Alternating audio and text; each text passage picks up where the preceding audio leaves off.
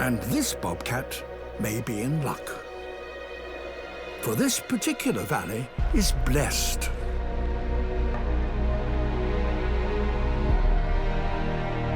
A river here never freezes. It's fed by a volcanic hot spring that heats these waters to 50 degrees warmer than the surrounding air.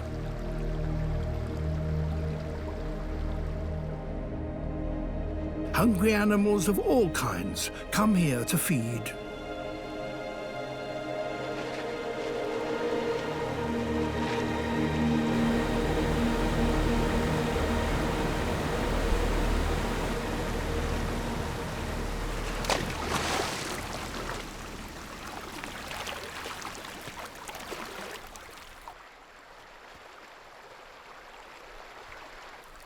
Throughout the winter, the river is full of food for those who know how to catch it.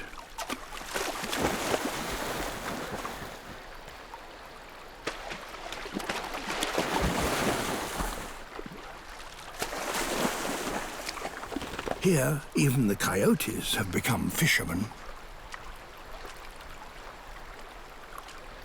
But hunting is hard for a cat that's not used to getting its feet wet.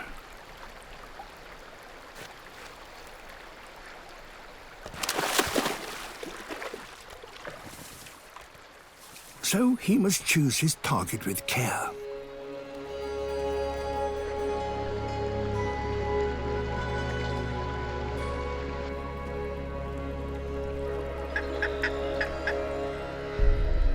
Golden-eye ducks.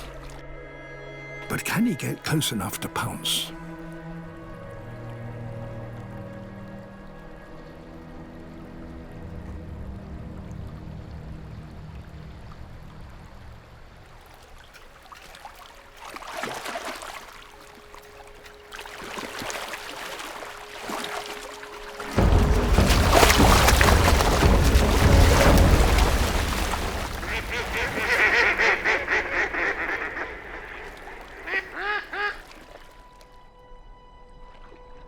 Perhaps he'll have more luck on the other side.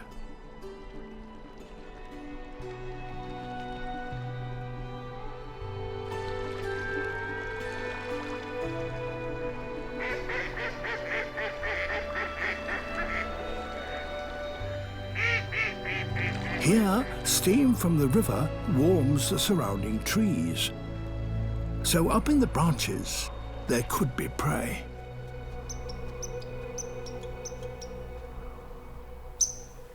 If only he could get to it. It's 6 meters up.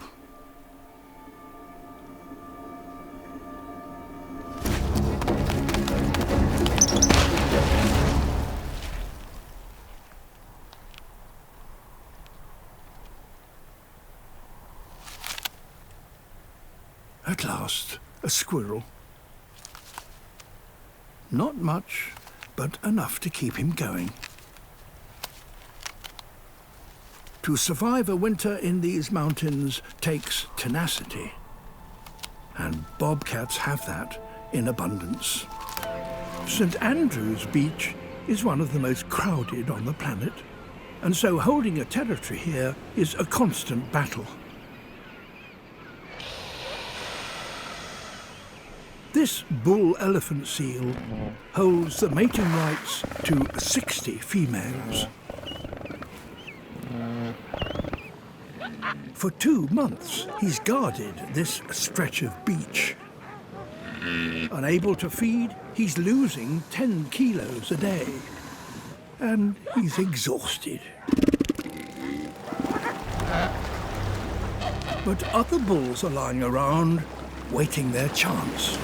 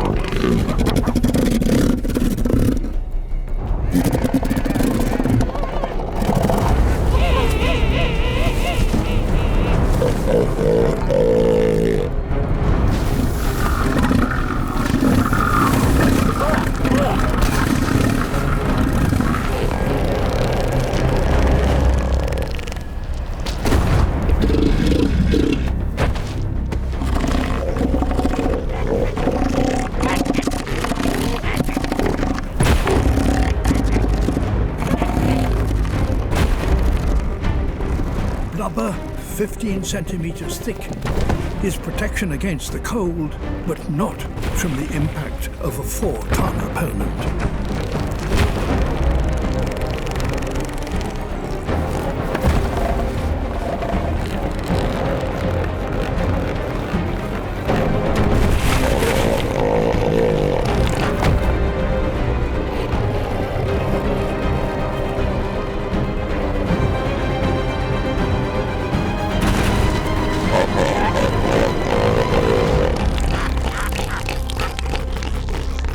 Holds his ground and forces the intruder back out to sea.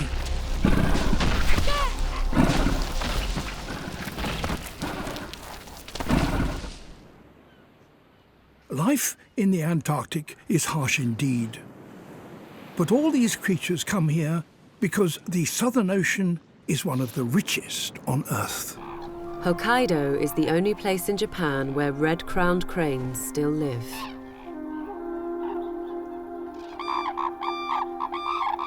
But settlers' farms have swallowed up the wetlands where they used to hunt for fish and insects.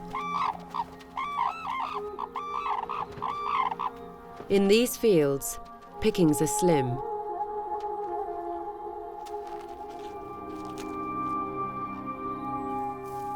Last century, there were fewer than 30 cranes left in Japan. It looked like they might disappear altogether.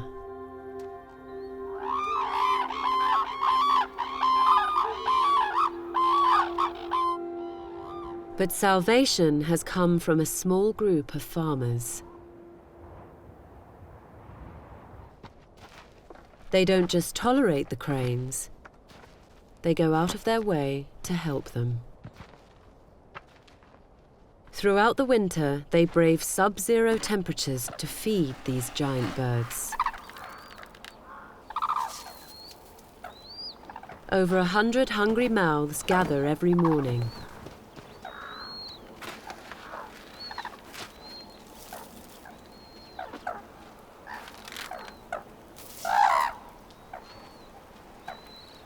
Thanks to these handouts, the red-crowned crane has fought back against extinction. Hokkaido is now home to nearly 1,000 birds.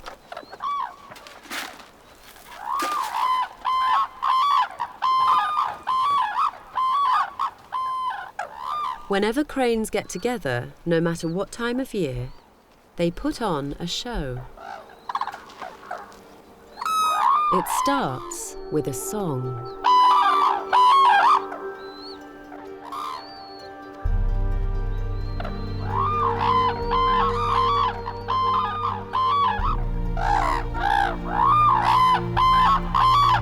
And then a dance.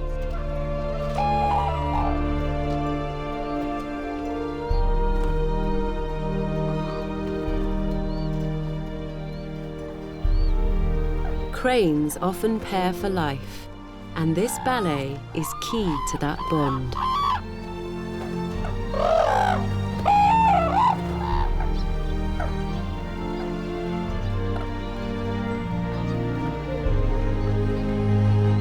But perhaps there's more to it than that.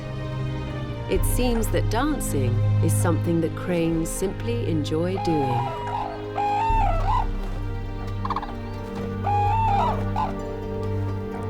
Thanks to their own tenacity and human help, these enormous, irrepressible birds have survived to dance another day. They're setting off on the greatest overland trek made by any animal.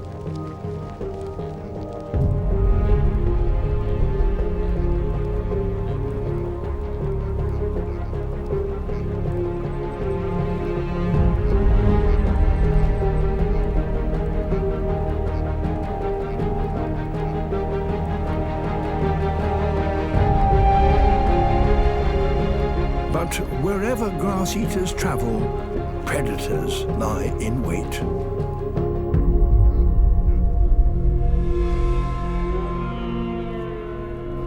Here they are, Arctic wolves,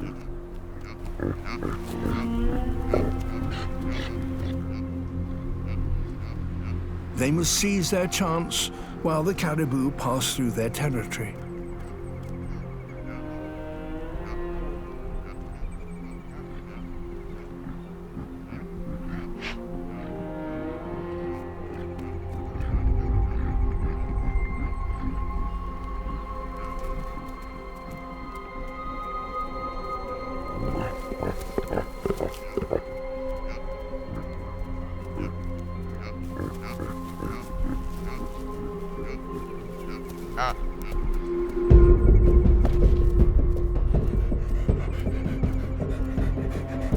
The wolf runs at the herd, trying to flash out the weak or the slow.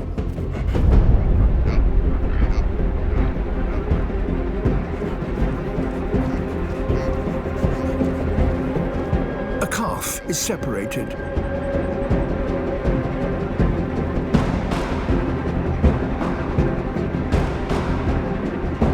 At full tilt, 60 kilometers an hour, the wolf is just faster.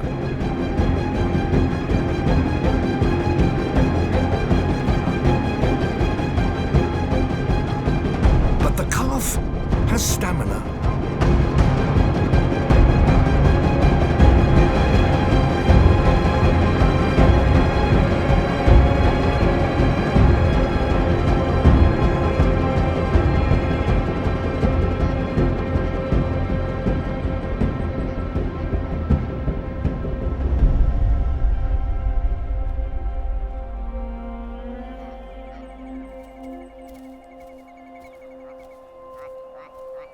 Only a few weeks old, and this calf's will to survive is remarkable.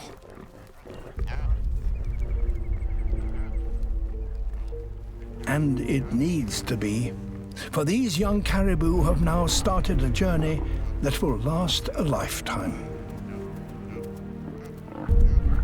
Forever chasing the seasonal growth of the grass on which they depend.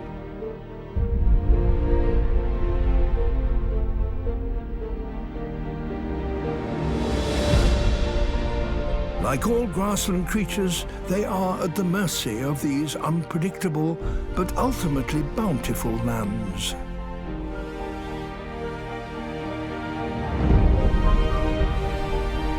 Grass can survive some of the harshest conditions on Earth: flood, fire and frost, and still flourish.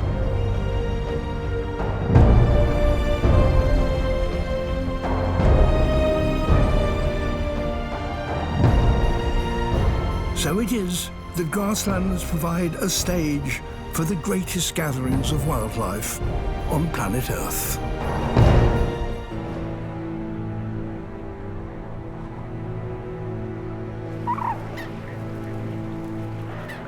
Cutting off the food supply and imprisoning the fledglings.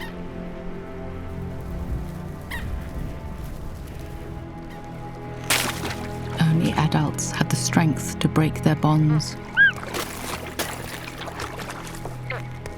and make good their escape.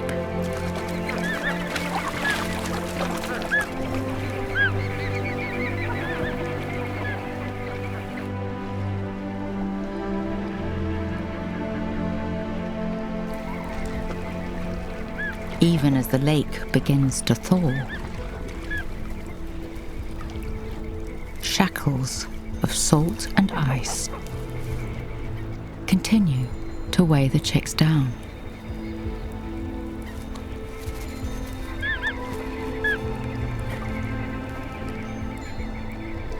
And with every day deeper into winter,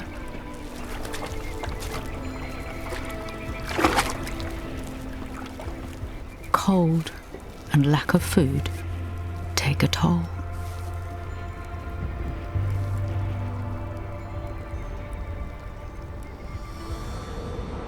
But a breath of seasonal wind offers hope.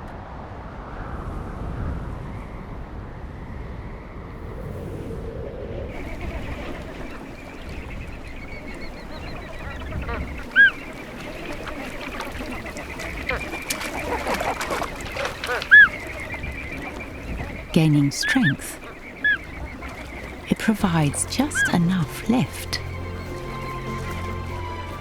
for a last chance at liberty.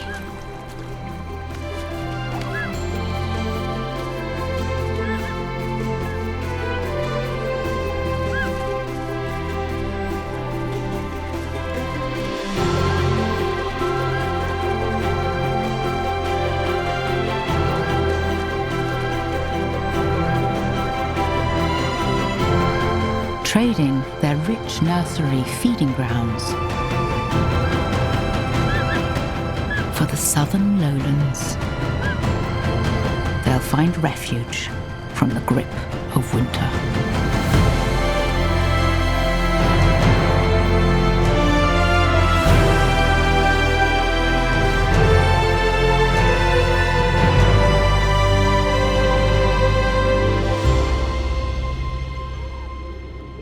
"60 million tons of snow now blanket this herd's territory. Pushing through deep snow is exhausting work, and the bison are now slowly starving.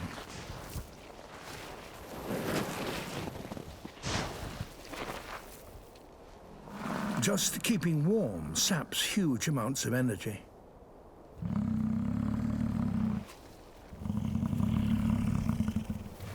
Their thick coats can insulate them down to -30 Celsius. It's now -40. The only thing that will keep them alive is buried beneath a meter of snow.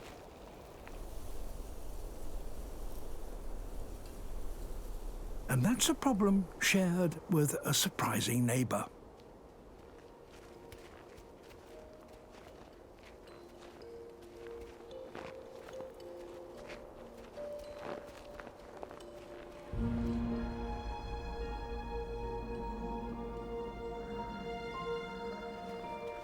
The food the fox seeks is also deep beneath the snow.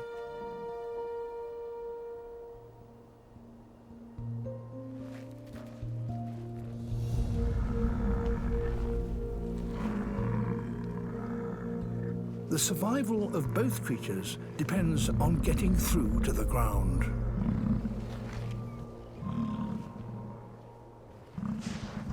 For the bison, it will be a matter of brute strength.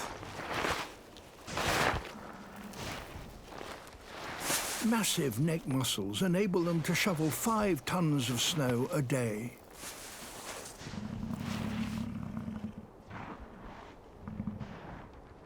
Their lightweight neighbor needs more precision.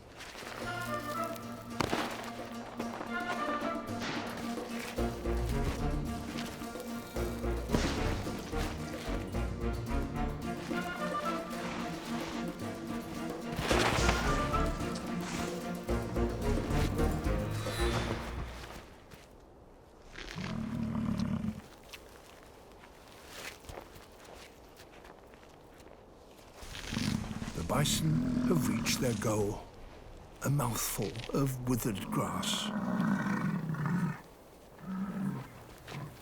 And where the bison have dug, the fox now spots an opportunity.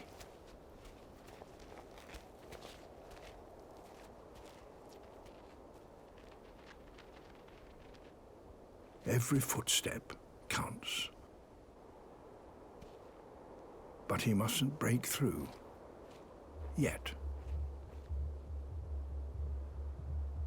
He listens carefully to pinpoint his target.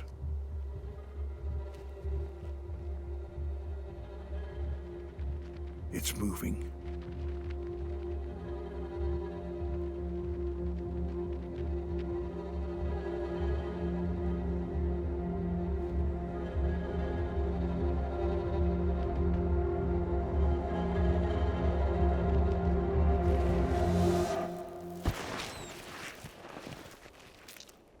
A vole.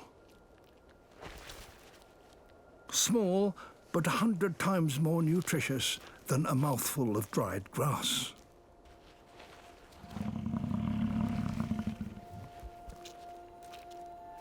To get through the winter on these prairies, sometimes brain beats brawn. At this time of year, polar bears on average succeed only once in 20 hunts.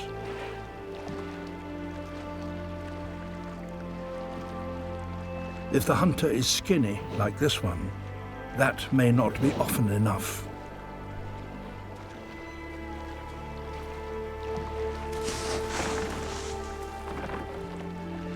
All she can do is keep trying.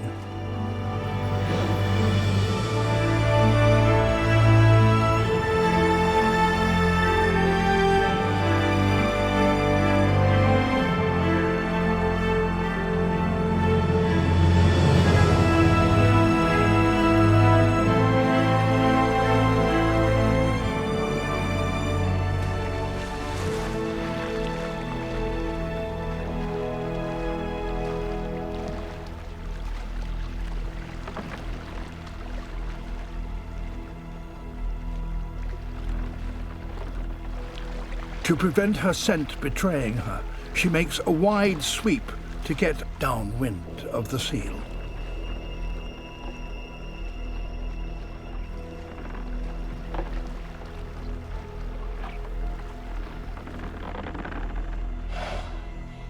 Getting close.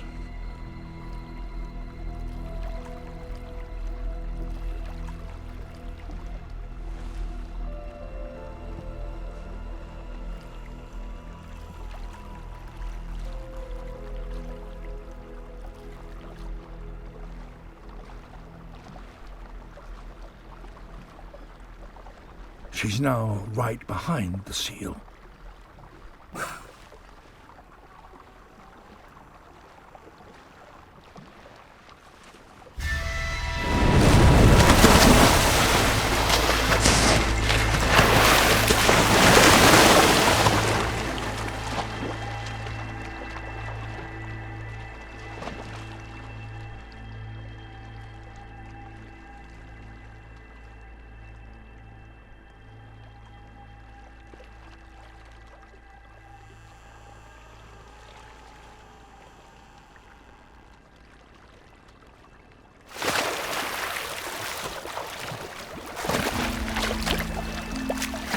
Incredibly, she caught the seal underwater.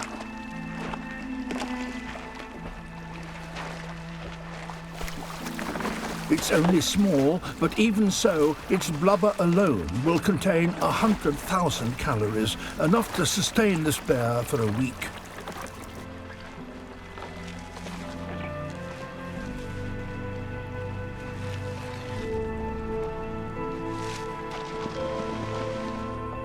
And in that time, she might even catch another.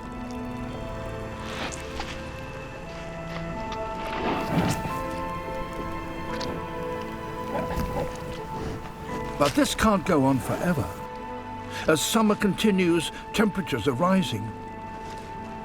Each hunt requires more energy, draining the bears of their reserves.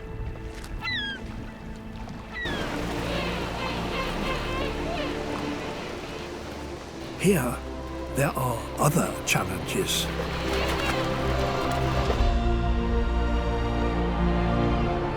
St Andrews Bay on South Georgia is packed with 500,000 king penguins.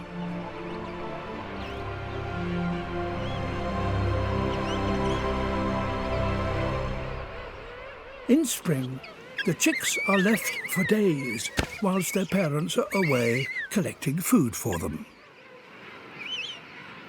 There is a simple arrangement. The chicks must stay exactly where their parents left them to be sure of being found again.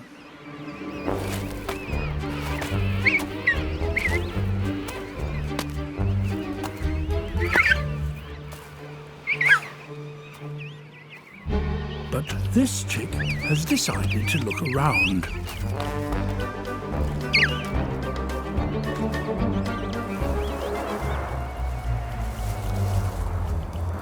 There is a lot to be investigated.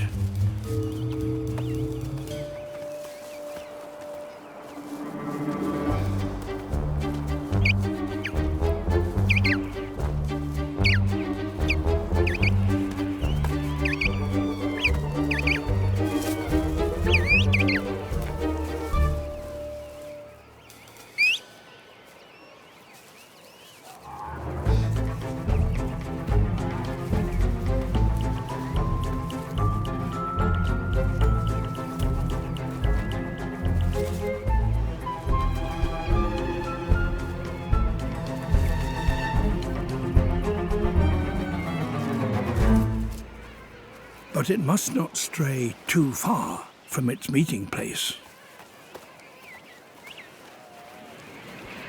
This parent has returned with food in its crop, but its chick isn't where it left it. It's hard to stay put when there's so much to play with. Elephant seals are here too. Very mysterious.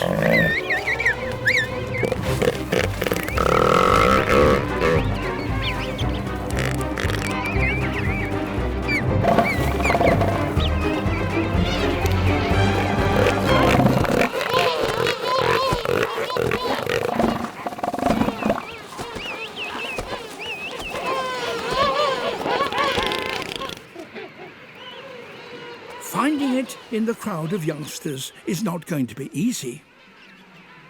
They must recognize each other by their calls.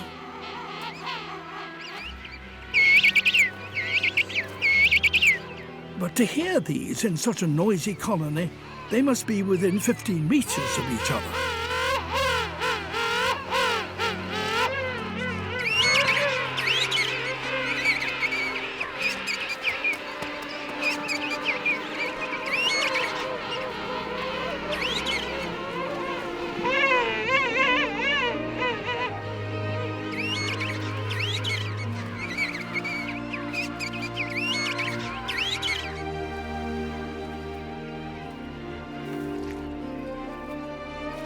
Reunited.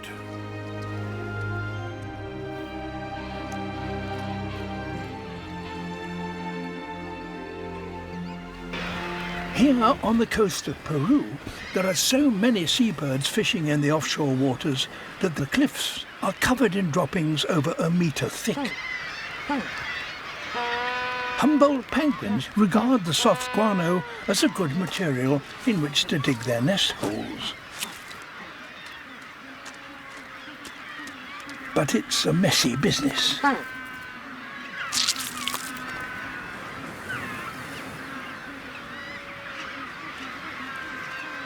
It's the breeding season, and more hopeful nesters arrive, spotless from swimming in the sea. Time for the residents to get cleaned up and catch some fish for themselves and their chicks.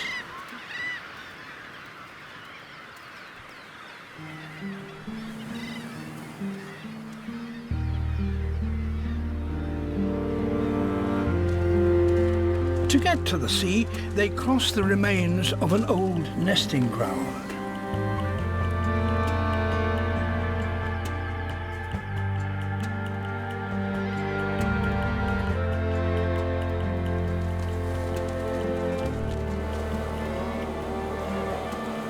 Only 100 meters to go.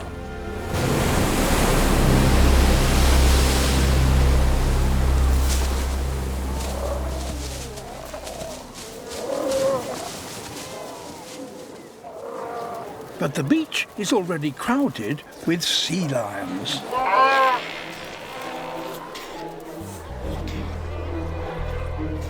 They too have come ashore to raise their young.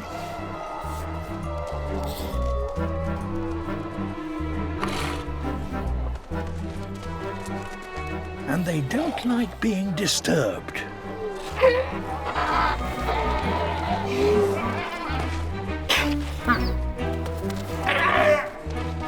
To get through such a minefield needs a bold and courageous leader.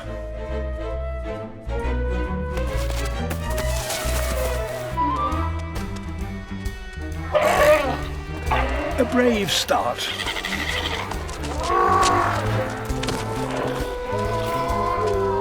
A dead end. Now he's in trouble.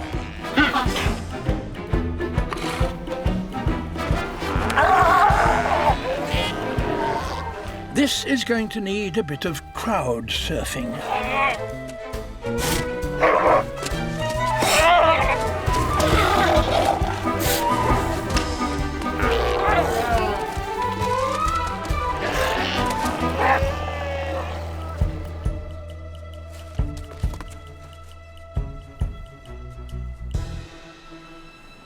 But now all the sea lions are roused. Getting through them will be tricky.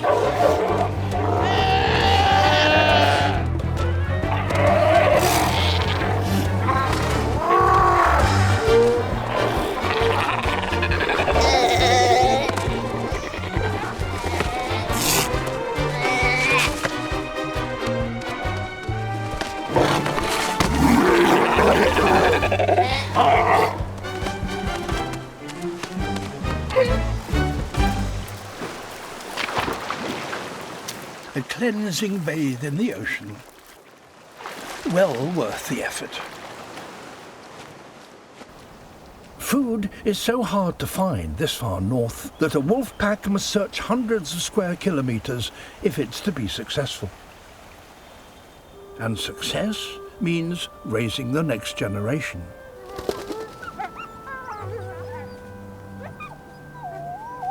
To do that here, the wolves must work together. So the young are raised not only by their parents, but by their aunts and uncles as well.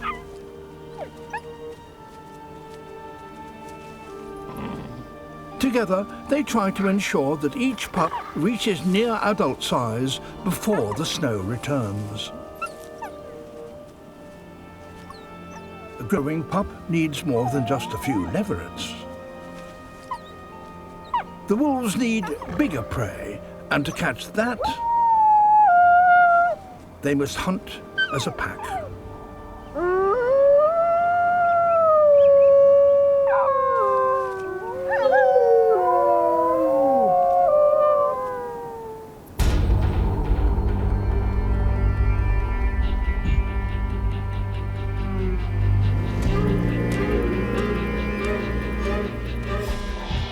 Adult hares may be easy to spot, but they're far from easy to catch.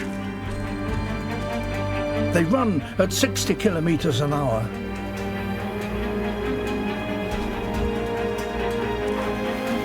To catch one, the wolves work as a team.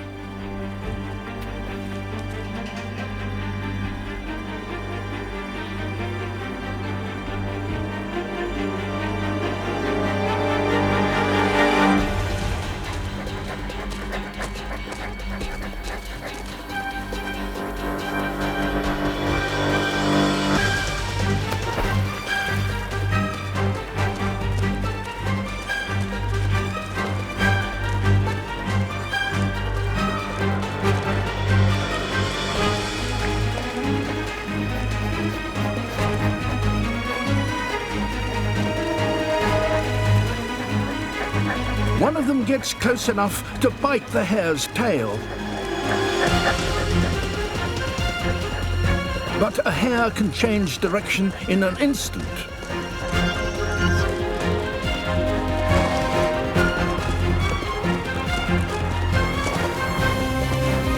If it can continue to sidestep and jink, it may ultimately outlast them.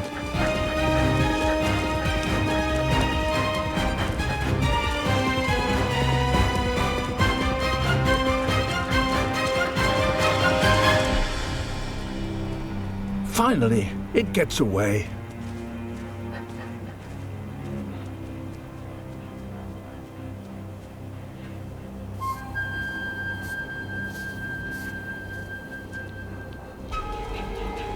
For the next hare, the whole pack gives chase.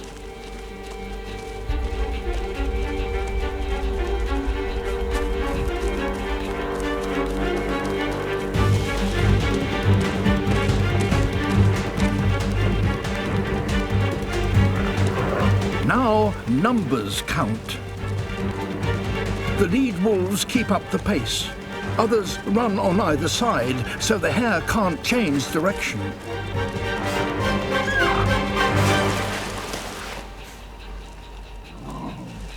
A tiny meal for the whole pack. Mother is after eggs. But getting them is not going to be easy.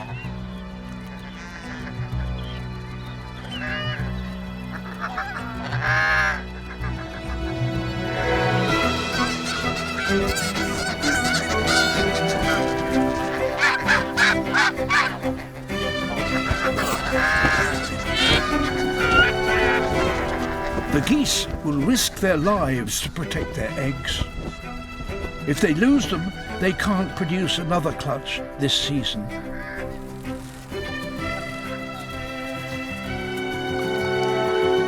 The fox wins.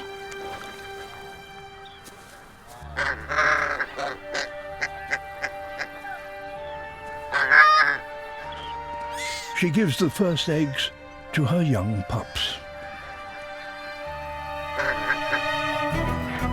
And then heads back for more.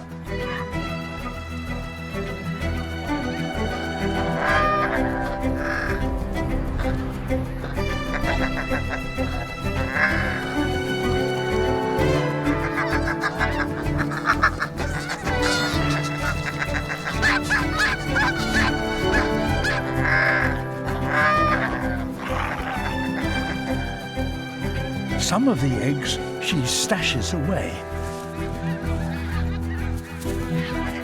They will be food to help her through the coming winter.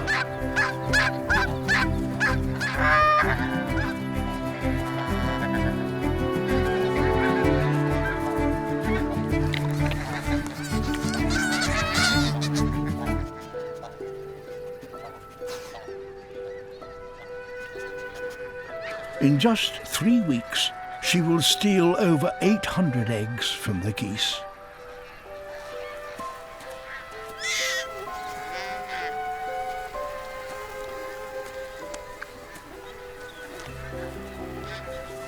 But eating a big egg is not easy if one is rather small. It's a technique the pups haven't quite yet cracked. Mum shows how it's done.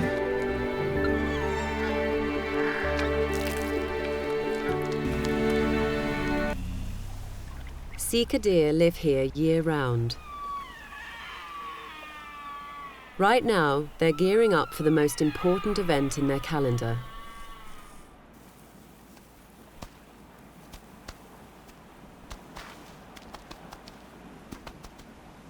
This stag has built up a harem of females.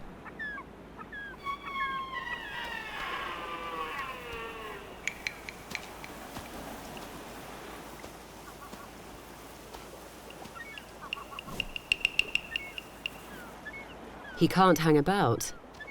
A harem in heat is a magnet for other males.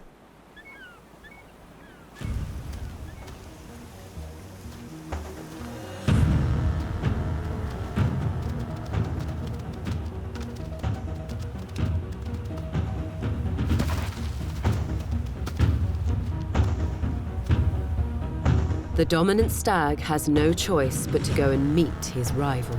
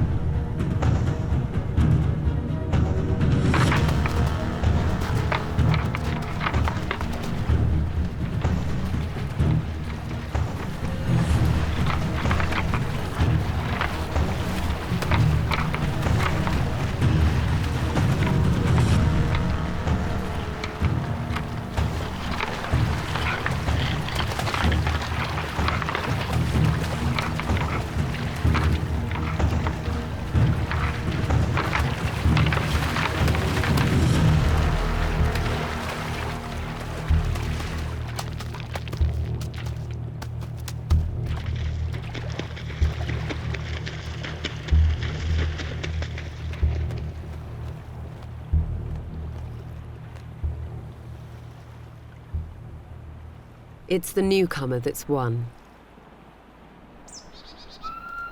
He has the pick of the females for now, but it won't be long before other stags move in to challenge him. Many males are so exhausted they just won't make it through the winter, but at least some will leave a legacy. The females are pregnant. They'll need all their resilience to survive the lean months of winter.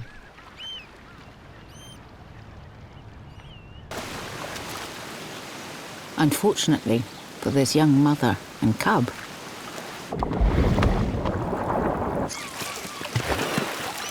All the prime fishing spots are taken by the older, more experienced females.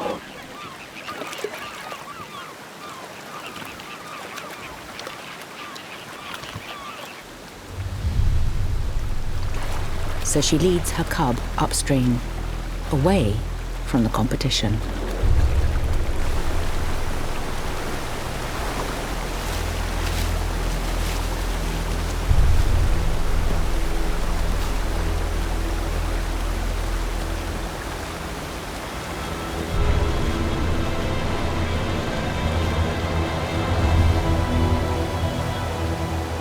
But there's a reason they have this place to themselves. Rapids.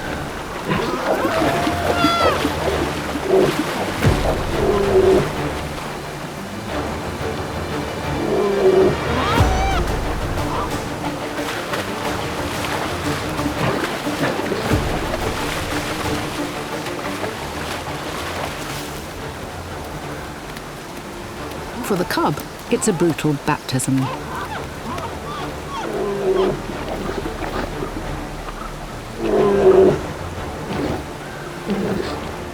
But the inexperienced mother coaxes him straight back in.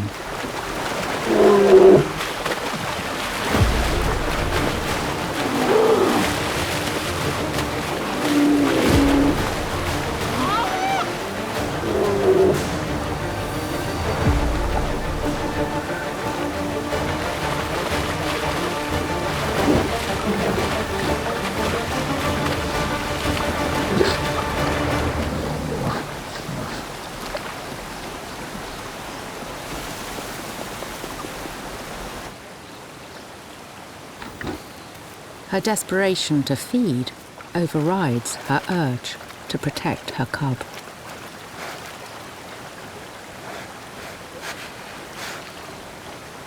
But fortune favors the brave.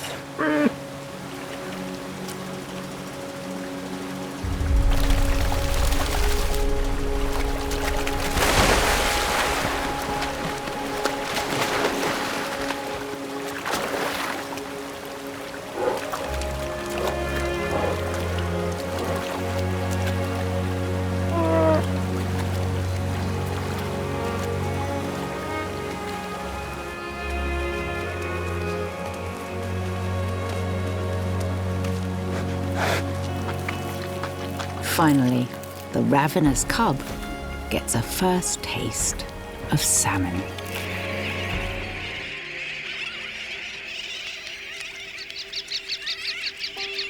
Their chicks are still in their dark juvenile plumage.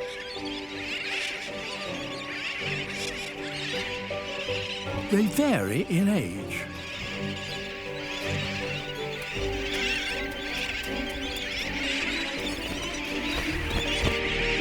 Whilst the more advanced chicks take to the air,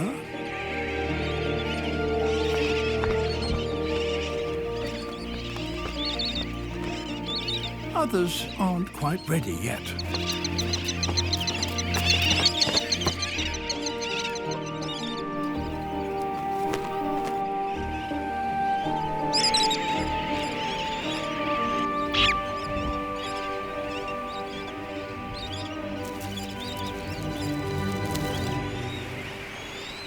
Those just starting to learn to fly use the shallow lagoon that occupies the centre of the atoll as their training ground.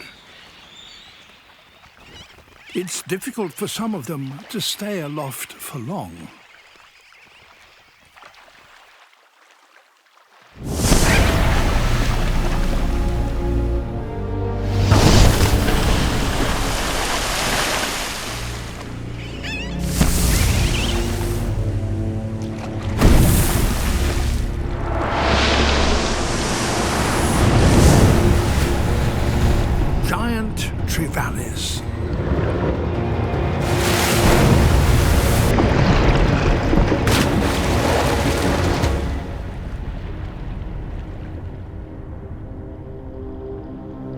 Usually, they are solitary hunters. But about 50 of them have come here from neighbouring reefs, attracted by this abundance of potential prey.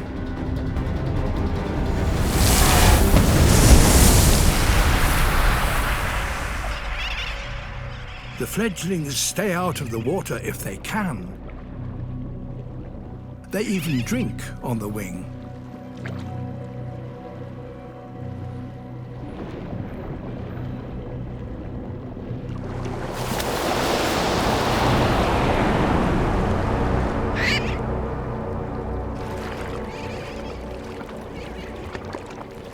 If the trevally are to catch one now, they have to up their game.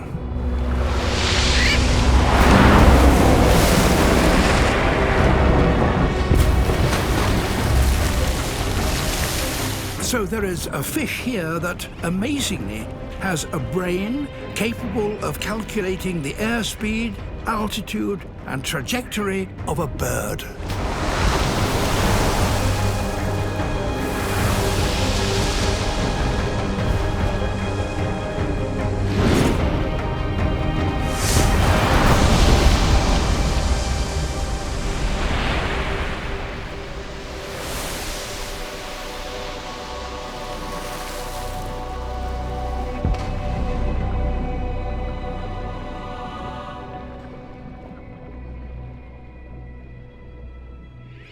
The time comes when every fledgling has to take to the air and collect food for itself.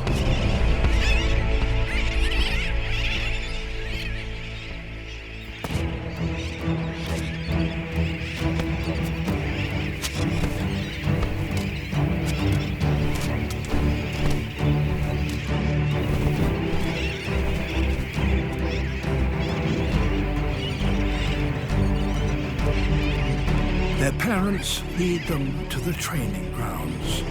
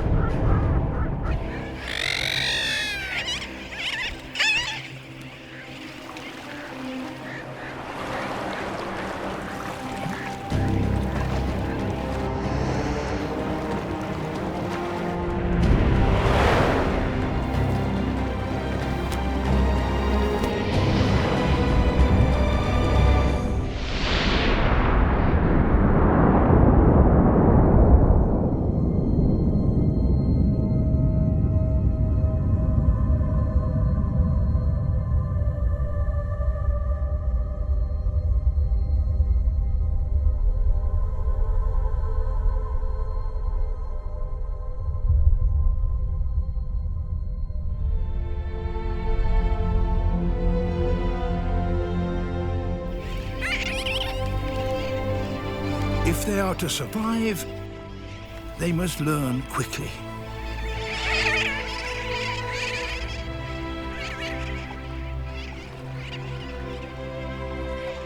After a month of practicing over the lagoon, the youngsters start to leave and take their chances out over the open sea.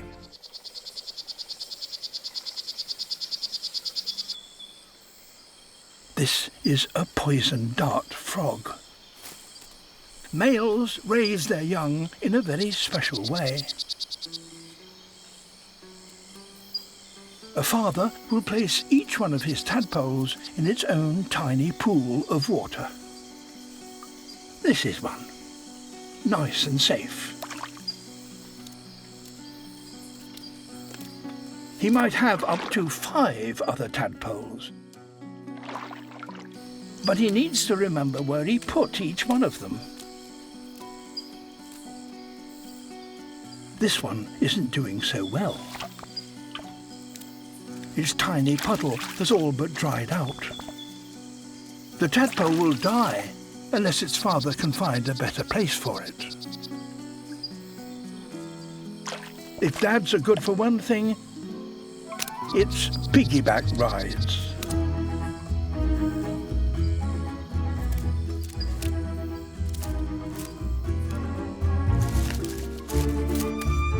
Fathers are no bigger than a human thumbnail, but this enables them to get to places that others can't. This could be perfect.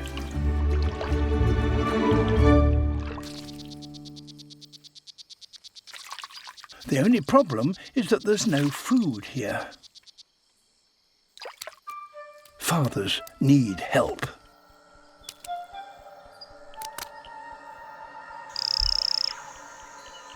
Somewhere in this forest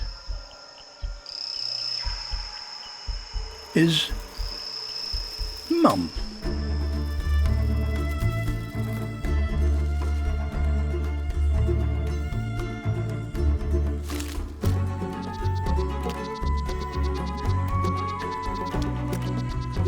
A female can do something a male cannot.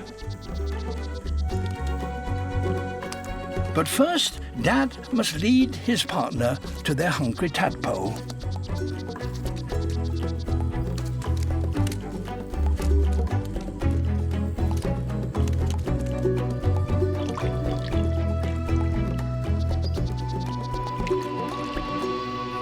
And Mother deals with the problem.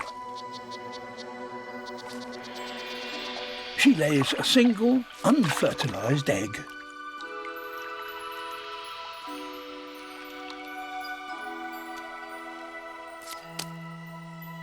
And her tadpole gets a much-needed meal. For the next 6 weeks, parents continue their rounds, an extraordinary test of teamwork and memory. The Kalahari Desert. Here, food is more plentiful, but it's hidden.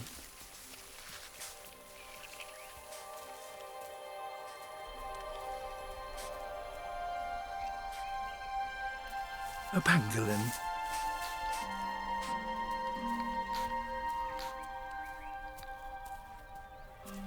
She can collect food that others can't reach.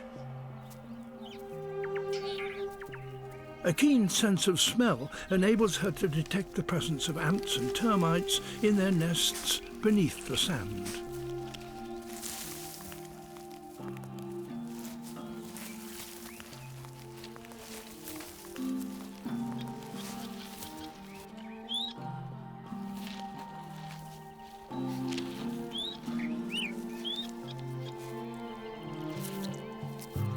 Her sticky tongue, some 30 centimeters long, enables her to collect them from deep underground.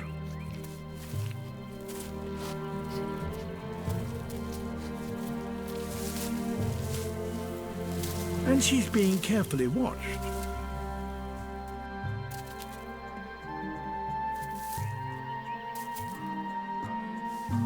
The drier it gets, the deeper the termites live. Many are way beyond the reach of even a pangolin. But not of an aardvark.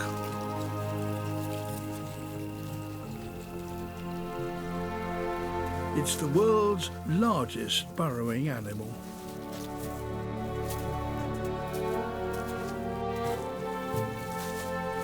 Its sense of smell is extremely acute.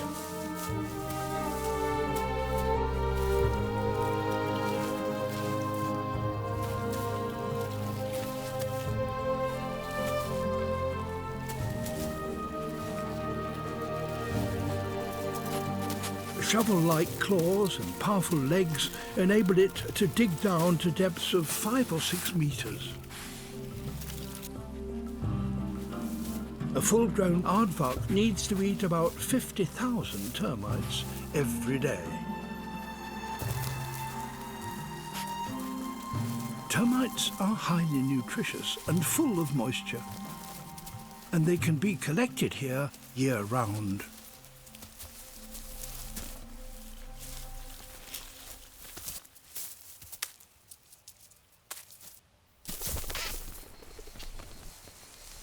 Aardvark are usually nocturnal. But the fact that this one is foraging in daylight is a sign that food is scarce. Recent droughts in the Kalahari have led to low termite numbers, and as a consequence, aardvarks here are close to starvation.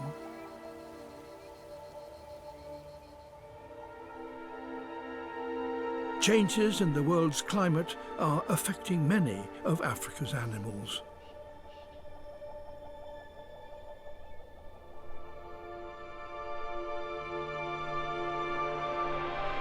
It's predicted that in the next century, southern Africa will warm twice as much as the global average.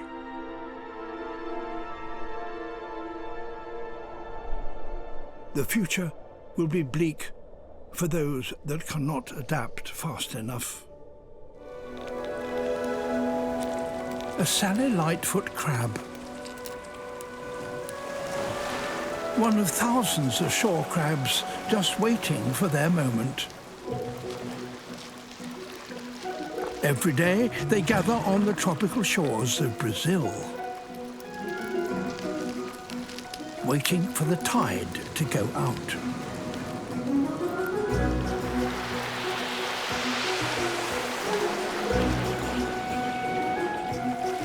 Which exposes their feeding grounds. Seaweed-covered rocks 100 meters from the shore.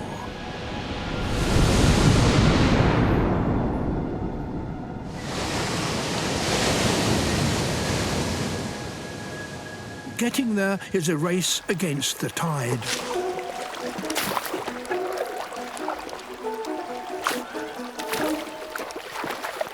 They leap from rock to rock.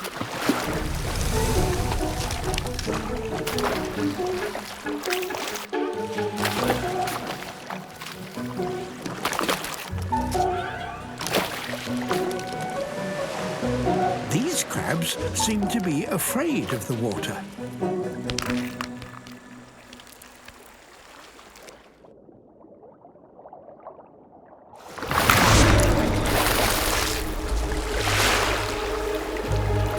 And for good reason.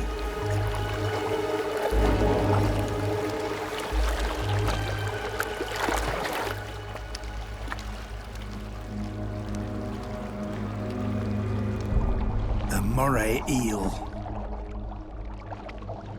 The chain moray is a specialist crab hunter.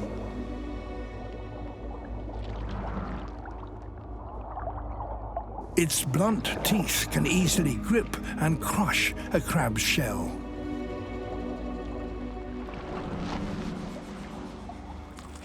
It's the crab's deadliest enemy.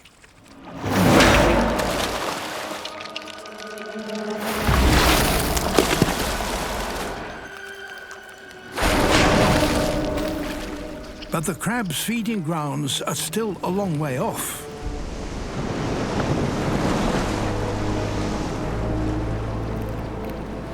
They must press on.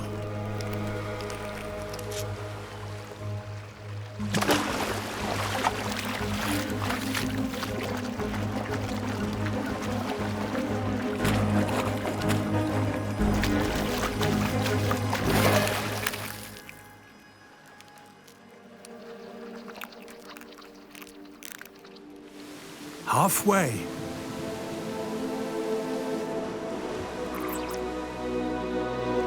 But their enemy has other ideas.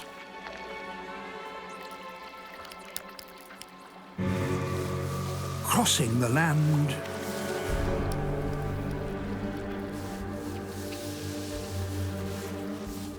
To reset the ambush. To feed, the crabs must keep going.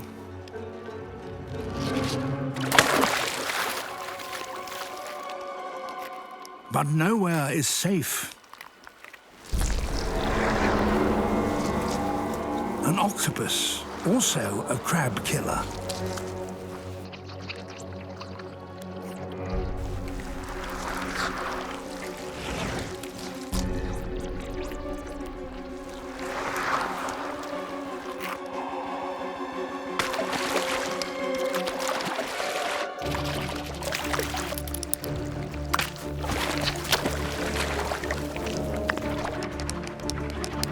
The crabs make a dash for it.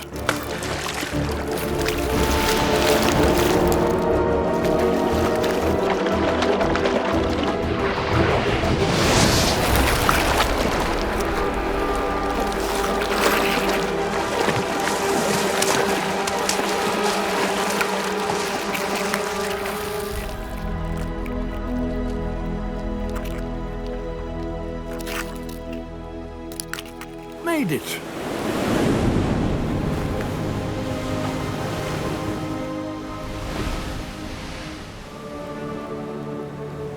Risking life and limb to graze on these seaweed pastures.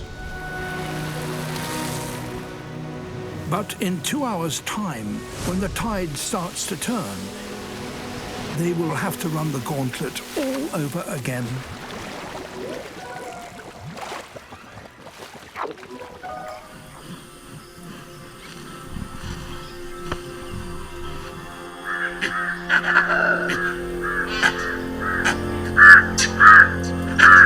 Alarm calls warn of an intruder.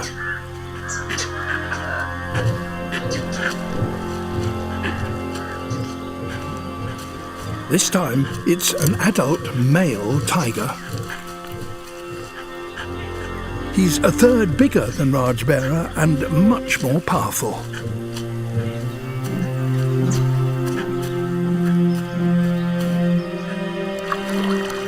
This is the cub's favourite waterhole.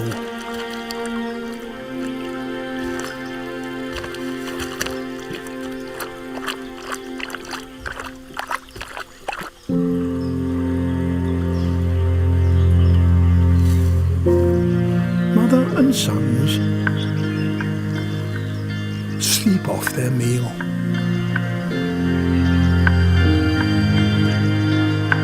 But Bieber heads off alone.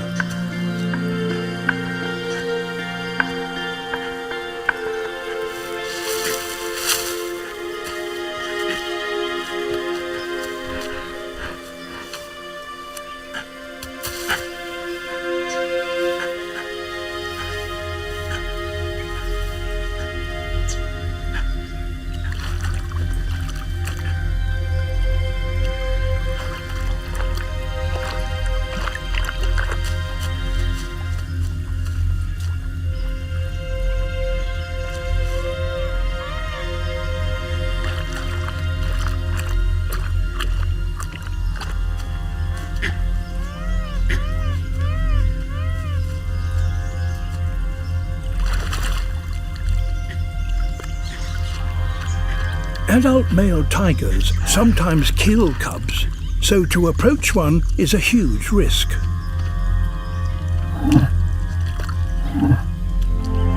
Unless, of course, he's your father. The only male in the forest who would never harm her.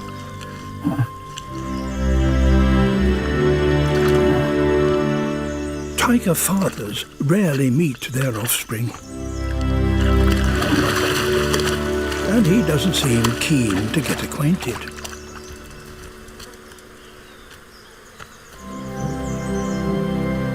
But while he is patrolling the forest, other males will keep away, and the cubs will be safe.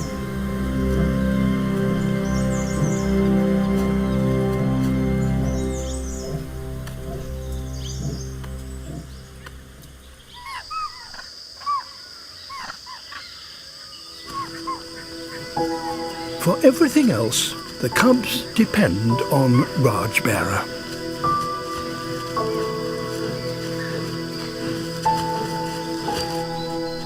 She still has to provide for the whole family.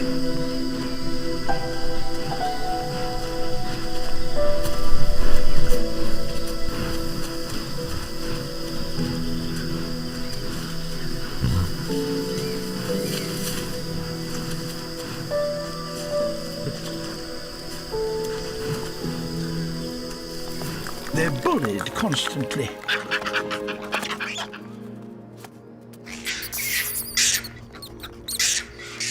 And forced to live on the fringes of the troop.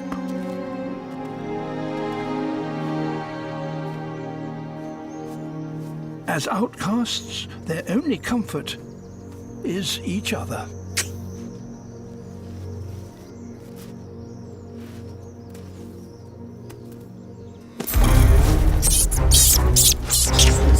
He's been snatched, stolen by a higher-ranking female.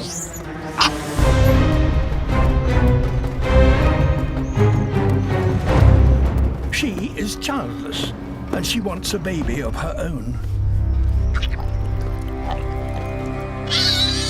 He's only a few meters away, but if his mother approaches, the rest of the troop could well attack her.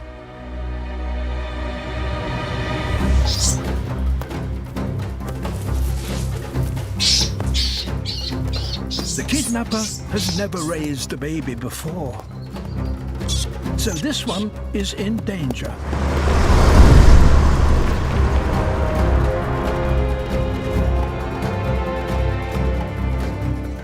They're headed towards a cable car tower. The young mother can't let them out of her sight.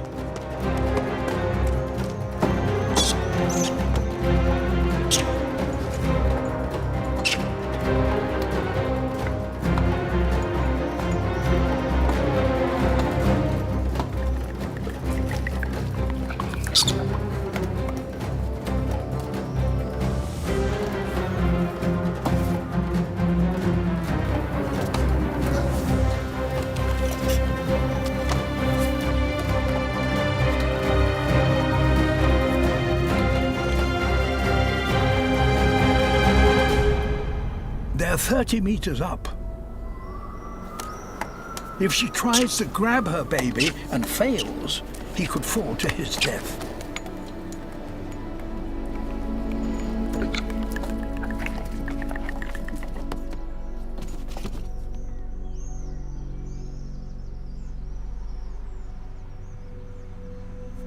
The kidnapper refuses to surrender him. There's one last thing a mother can try, and to do it, she needs to recruit another macaque.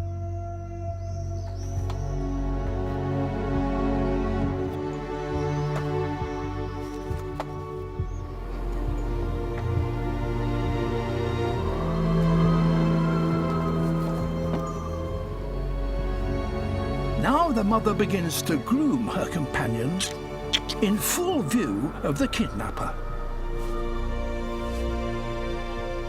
All monkeys love to be groomed, even by a low-ranking female.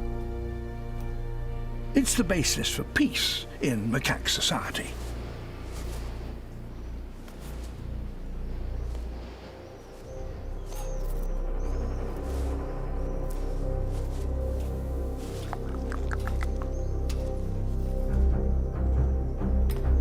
Eventually, the urge to join in is just too strong.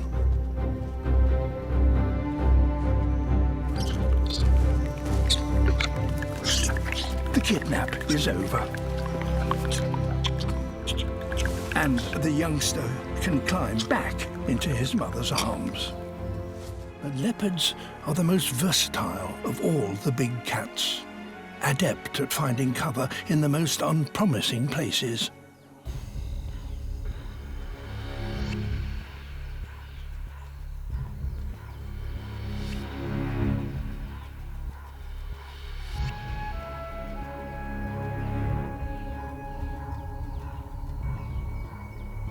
The steep walls of the gully are now her cover for an ambush.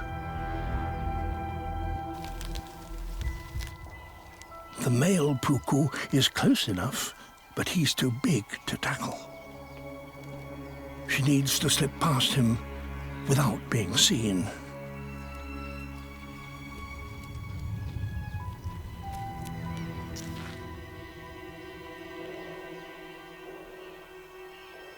If he spots her, he'll blow her cover.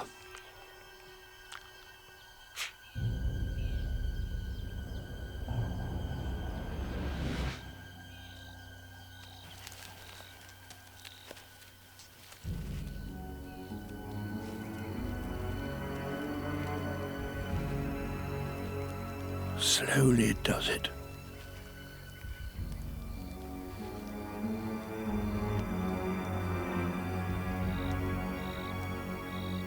To succeed here, she needs to find prey grazing close to the edge, or better still, in the gully itself.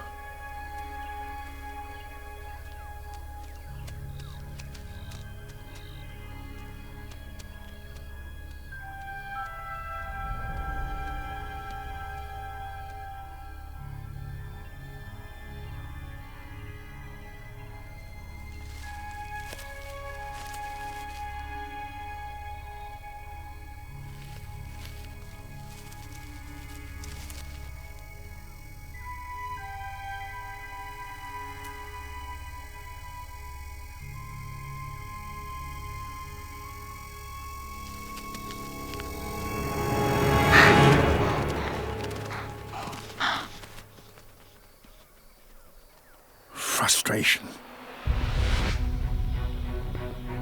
Success would have staved off hunger for a week. But while there's prey around, there's hope. Peeking over the top is a risk, but it's the quickest way to find a new target.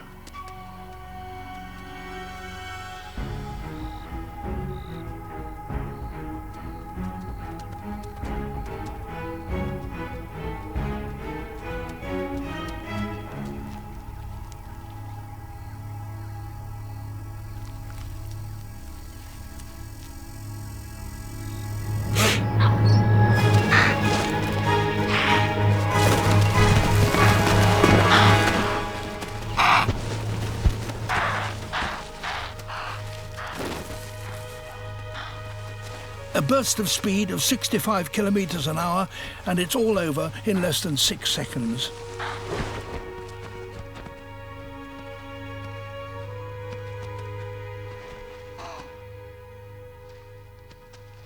Except it isn't.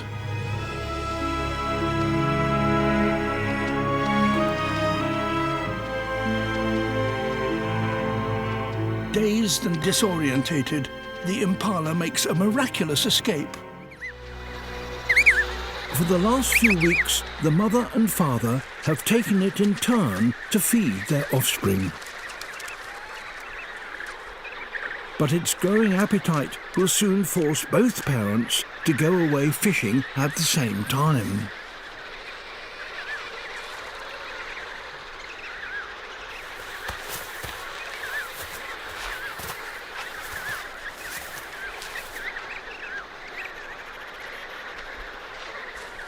Now it's time to encourage the month-old chicks to stand on their own 2 feet.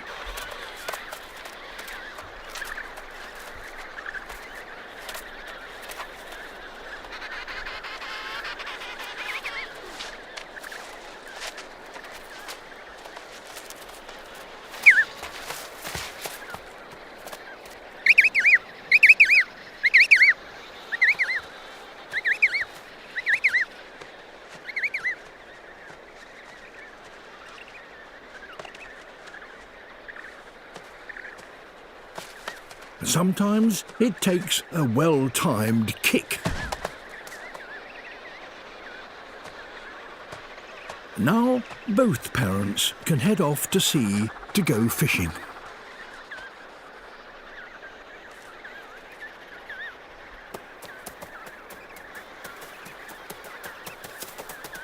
For the first time, the chicks will have to face the elements without a parent to protect them.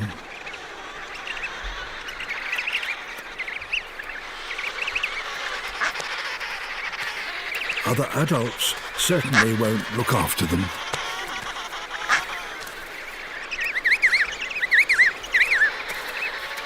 So lone chicks gather together for comfort.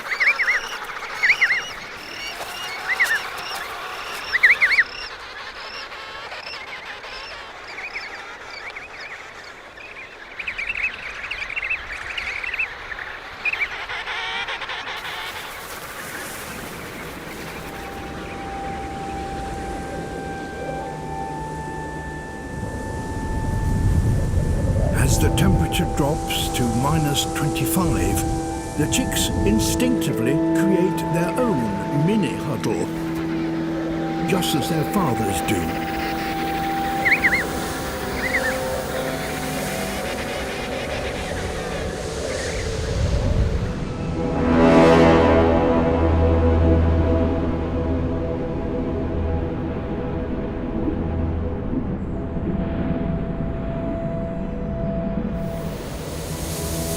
This is no time for a youngster to be alone.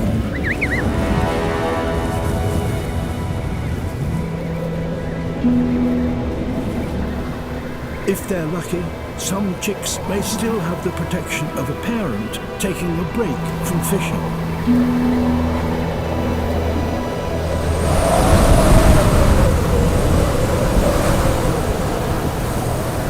But for the majority, the huddle is their only shelter.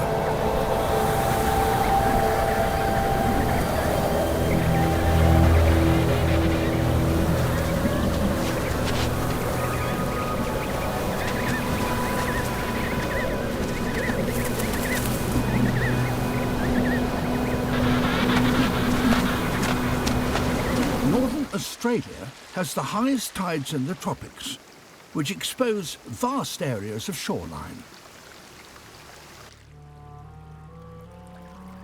And here lives a truly extraordinary species of octopus.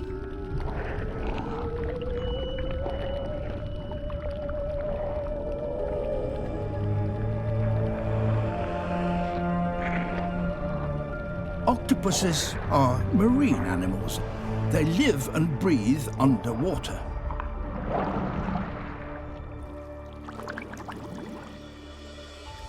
At low tide, most octopuses would be imprisoned in their rocky pools.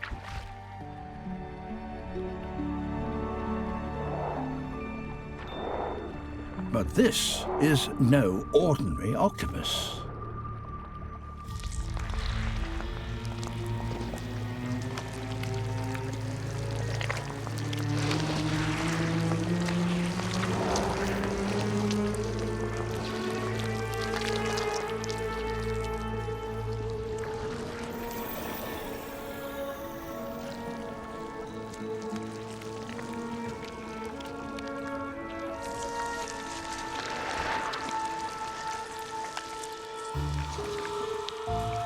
It's the only one specially adapted to walk on land.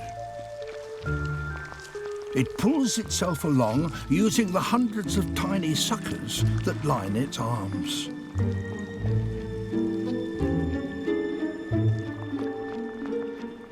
Hunting for crabs, it walks from pool to pool.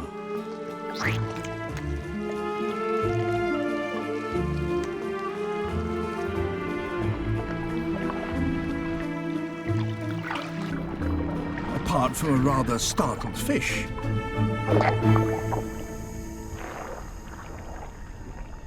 This one is empty.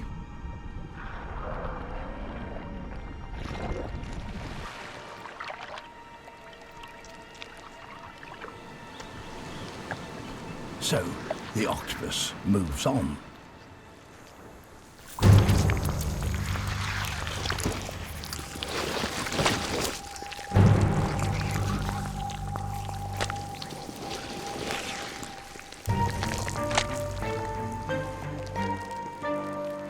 A rock pool may seem like a safe refuge.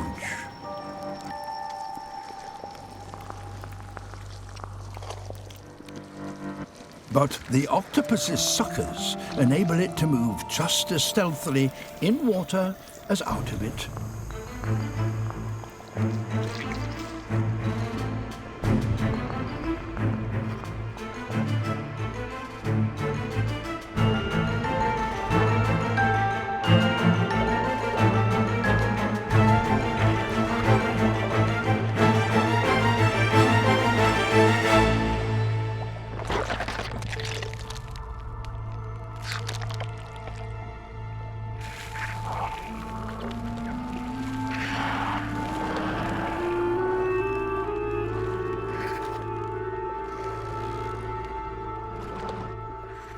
nowhere is safe when this octopus is around.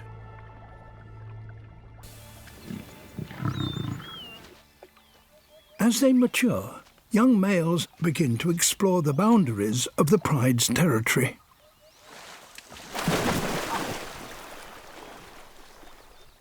Red has ventured out alone.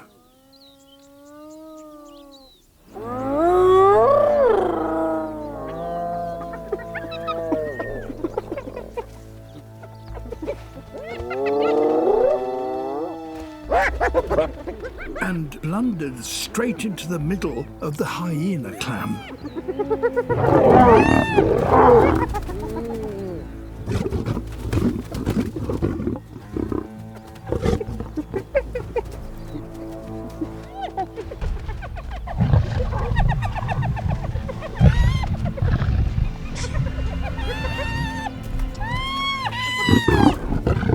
He's trapped by over 20 of them.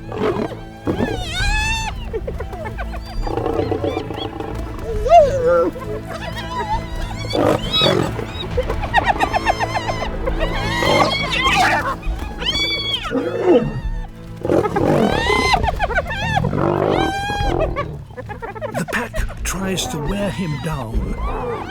This number of hyenas could kill him.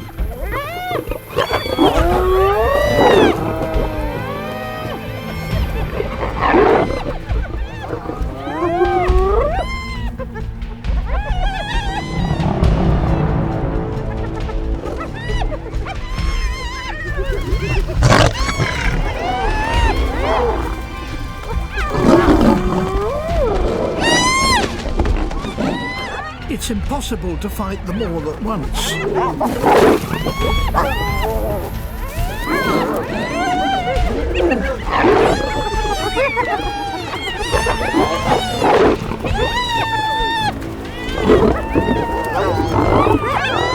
He can't keep them at bay for much longer. He's tiring fast.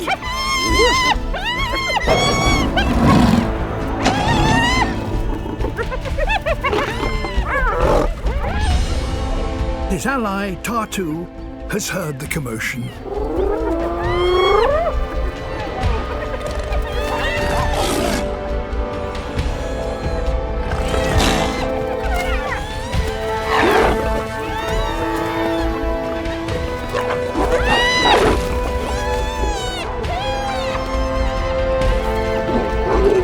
Now the odds have changed.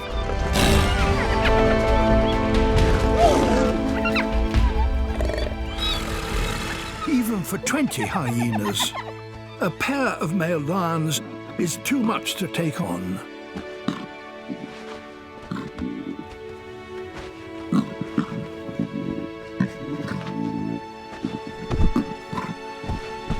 Red is lucky.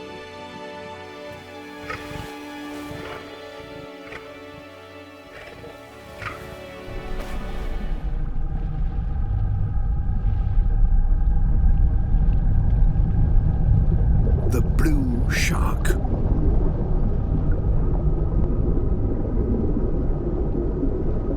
It travels over 8,000 kilometers a year, riding on the currents supported by its broad wing-shaped fins.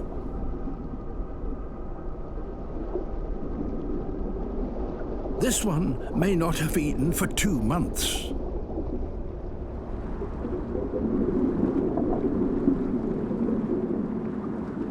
But the currents can carry promising traces of fatty oils from many kilometers away and will lead it to its next meal.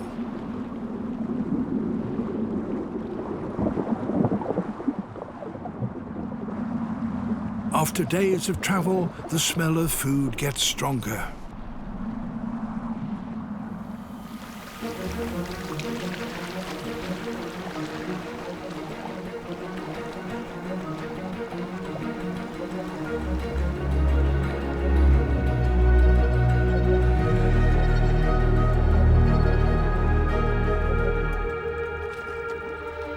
A dead whale, recently struck by a ship. This could be a real feast, but the blue shark must be cautious.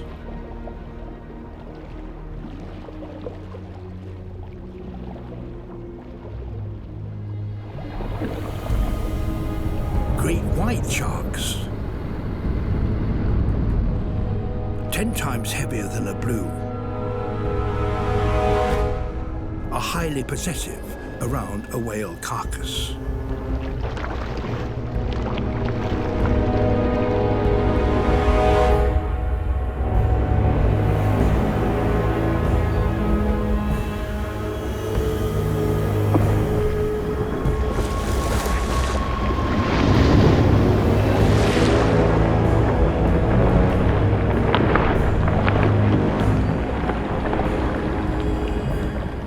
Great whites are eager to feed on energy-rich whale blubber, which we now know forms a major part of their diet.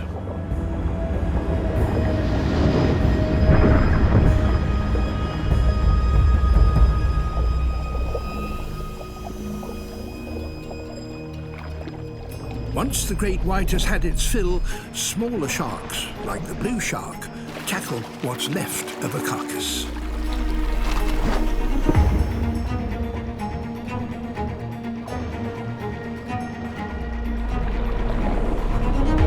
As the oils from this dead whale spread more widely, more and more blue sharks appear.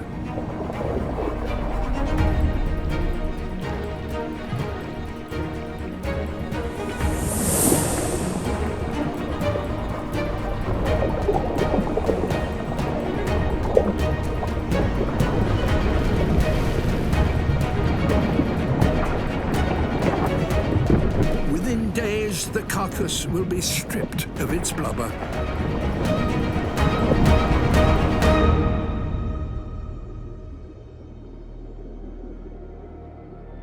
Then, no longer kept buoyant by its oil, it will sink into the depths below. The blue, with its reserves of fat replenished, can now survive for another 2 months without eating.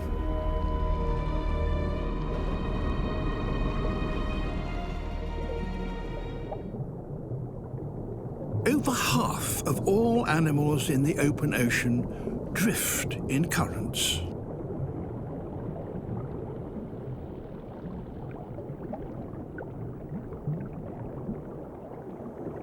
Jellyfish cross entire oceans, feeding on whatever happens to tangle with their tentacles.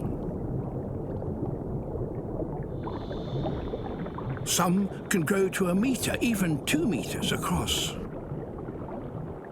And when, by lucky chance, they encounter a patch of sea rich in plankton, their numbers explode.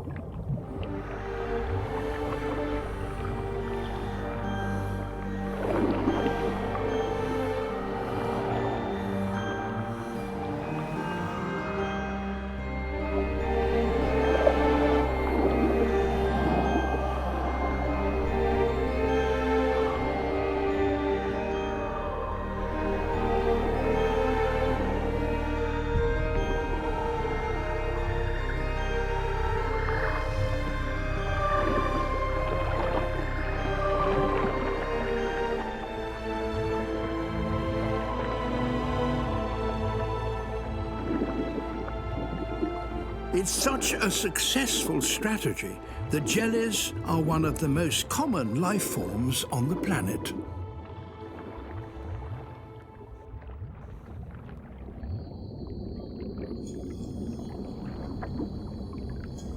But among the jellies, and looking somewhat like them, is a rather more complex and sinister creature.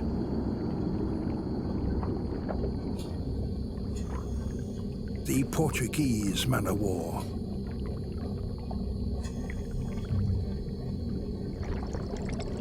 It floats with the help of a gas-filled bladder, topped by a vertical membrane. With that serving as a sail, it maintains a steady course through the waves.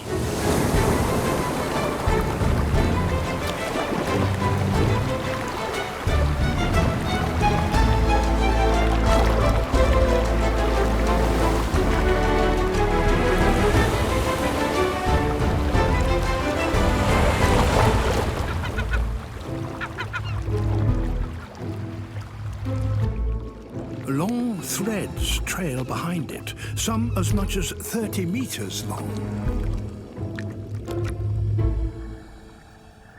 Each is armed with many thousands of stinging cells. A single tentacle could kill a fish, or, in rare cases, a human.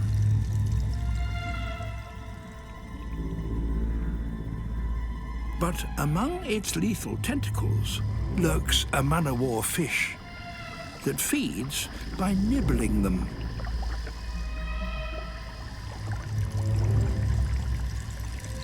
Whilst this fish has some resistance to the stings, it must still be extremely careful. Most other fish are not so lucky.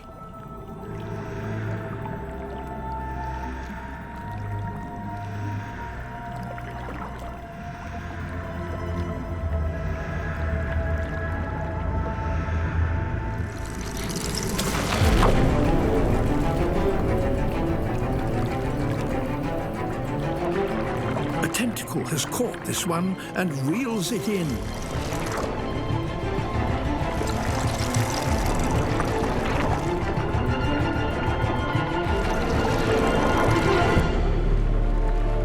It's already paralyzed.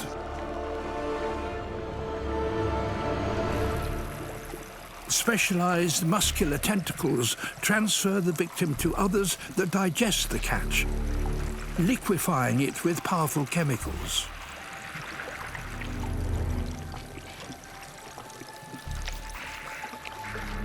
Eventually, all that is left is a scaly husk.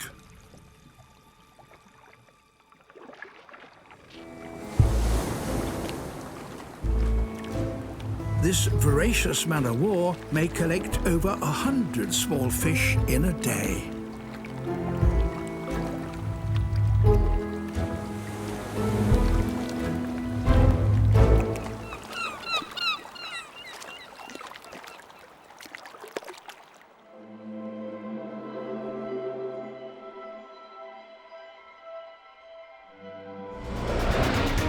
Their cover blown,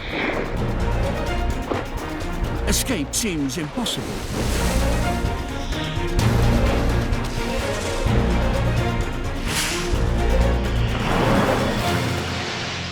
But these particular fish have a unique ability.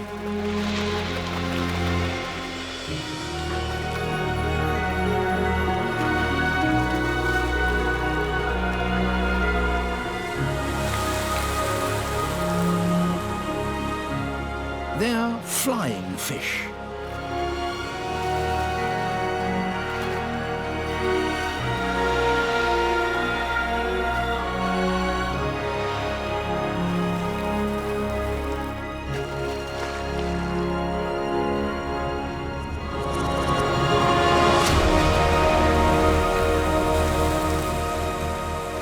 With an extra thrust from their tails, the flying fish get airborne once more.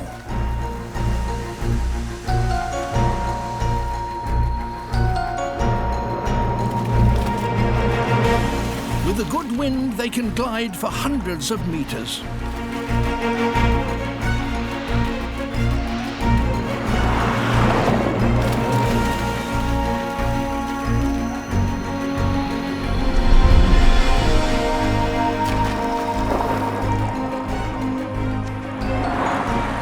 But this is just what the frigate birds have been waiting for. When frigates join the hunt, the flying fish are literally caught between the devil and the deep blue sea.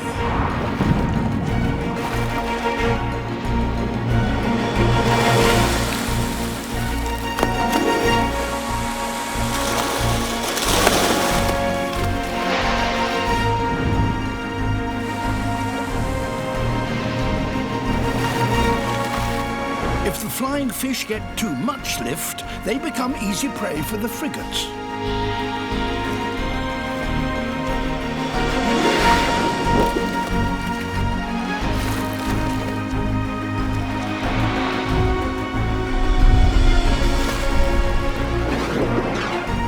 if they dive to evade attack from above,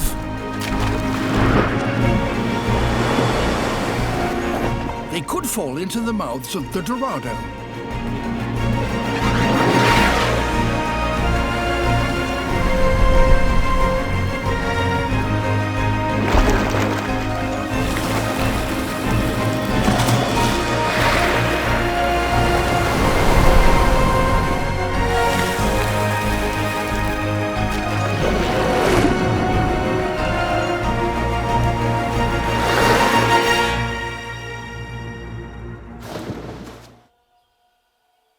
Losing its fear of humans has enabled one animal to spread into cities everywhere and in huge numbers.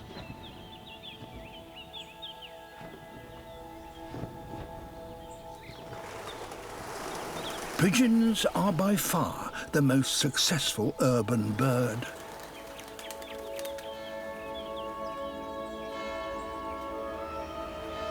Here in Albi in the south of France, the pigeons come to the river to bathe. They need to preen their flight feathers, clean off the city dust, and cool themselves down.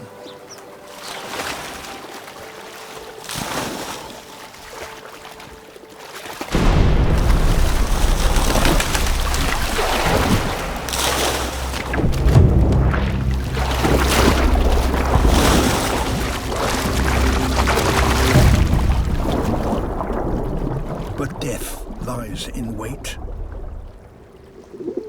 A predator that has taken advantage of the very thing that has led to the pigeon's success. Their lack of fear. As the pigeons bathe, oil from their plumage flows downstream and is detected.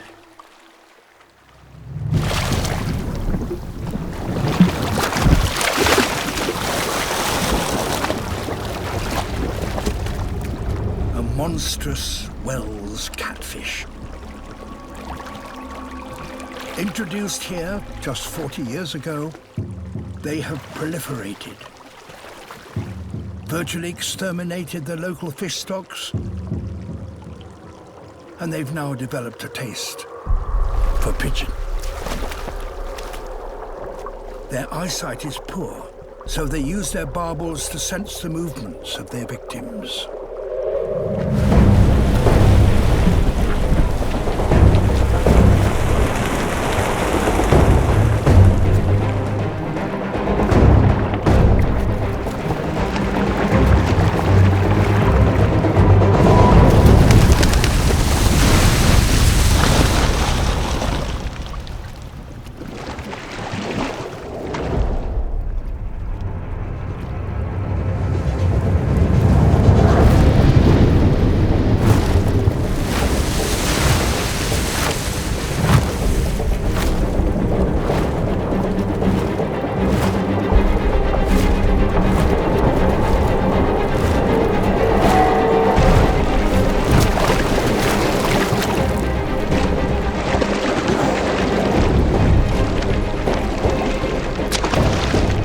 This is a radical new hunting strategy for what is normally a bottom-dwelling fish.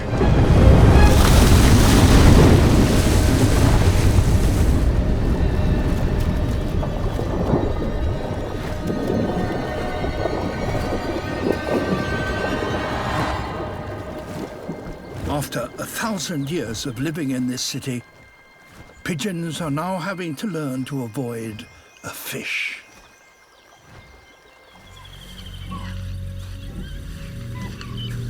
She is an experienced hunter,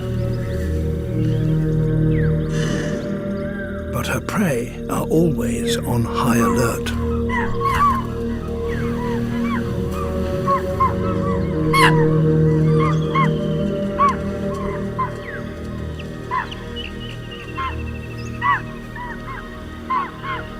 Fortunately, she knows how to disappear.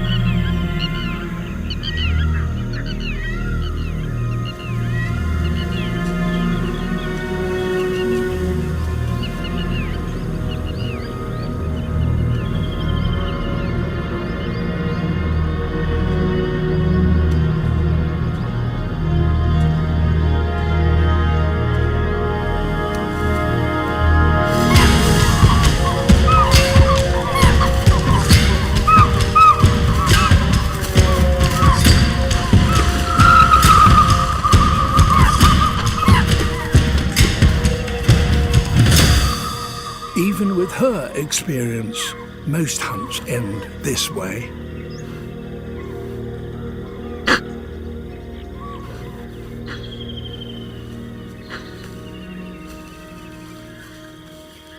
But now she faces a dilemma. As evening draws in, leaving the cubs unprotected in their den could put them in danger.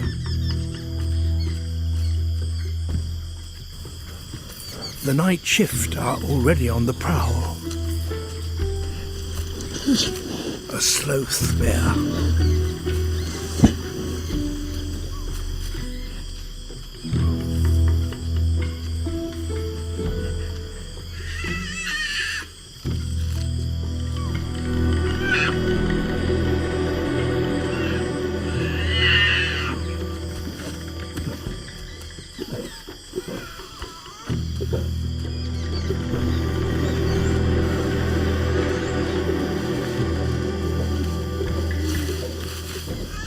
It will kill cubs if it can find them.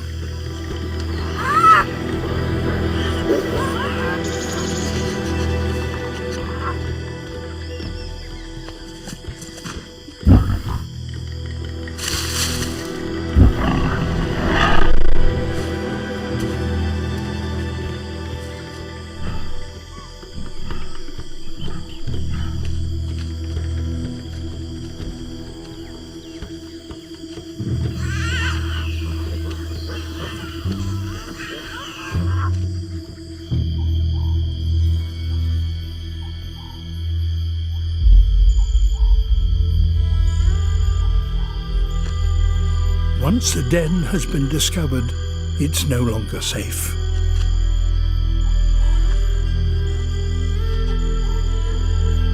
She needs to move her family.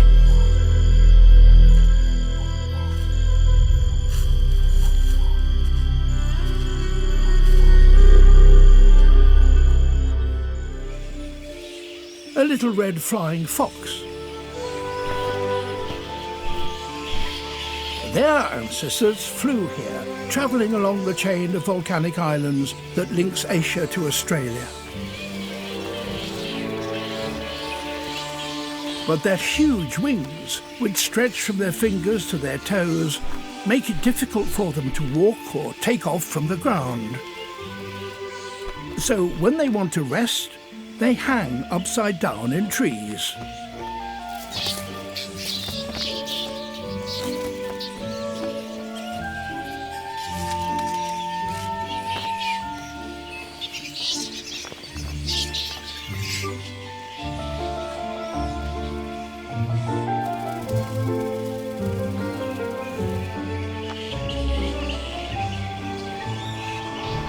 But the bats have to drink every day.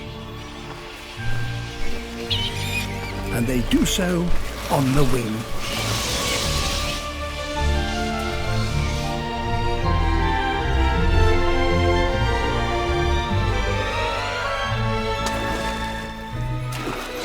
They swoop just low enough to wet their bellies, and then, back in their roosts, they will suck out the water.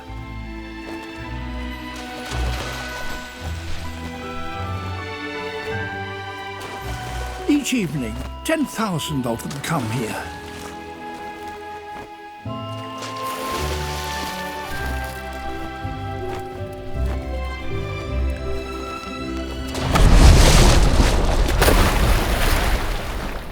Not all of them return. Every 2 meters of river, there is a crocodile. They were here long before the bats. Survivors from Australia's prehistoric past.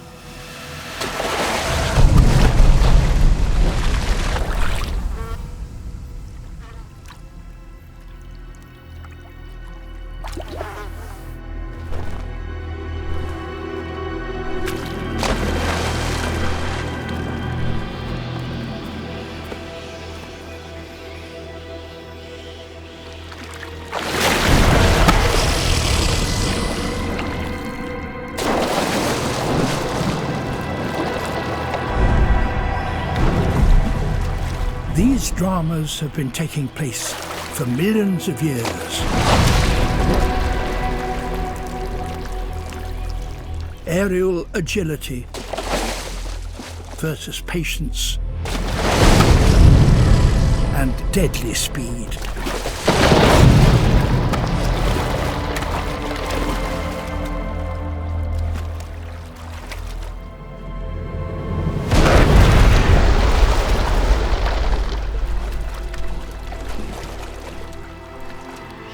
Australia's forests are hostile places in which to make your home.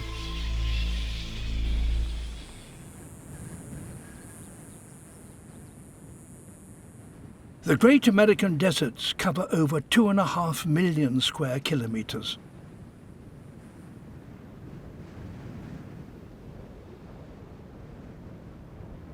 Here, roasted by the sun and blasted by the wind, the rocks disintegrate and mountains, particle by particle, are reduced to sand.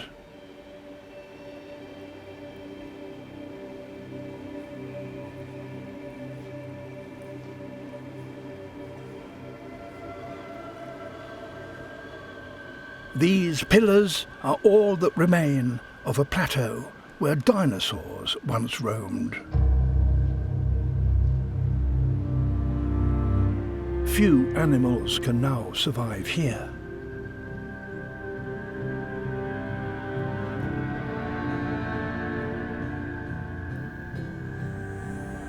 In summer, as in all deserts, the enemy is heat, and it returns every day.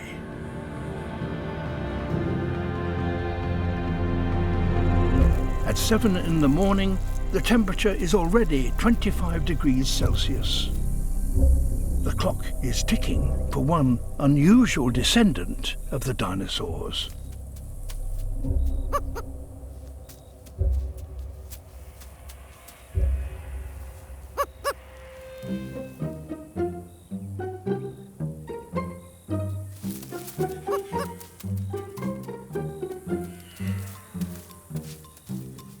A roadrunner.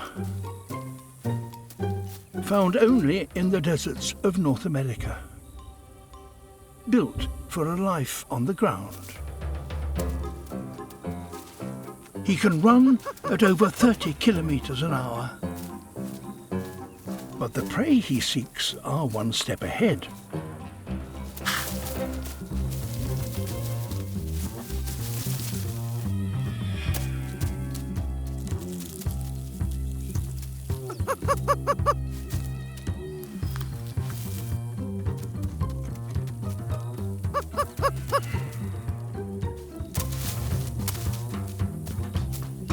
The roadrunner's challenge is picking the right target.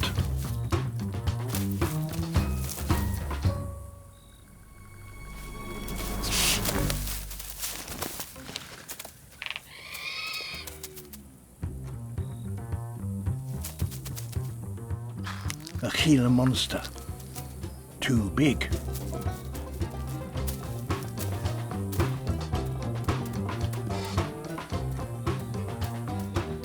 By mid-morning, it will be 40 degrees Celsius. Even the smallest lizards will soon head for cover.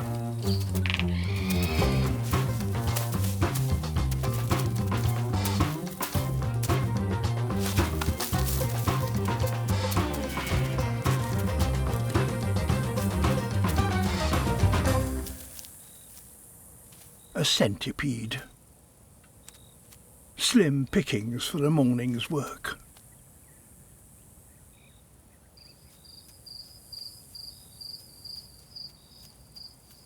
Hunting should get easier and prey will stay out longer once the summer's peak begins to fade.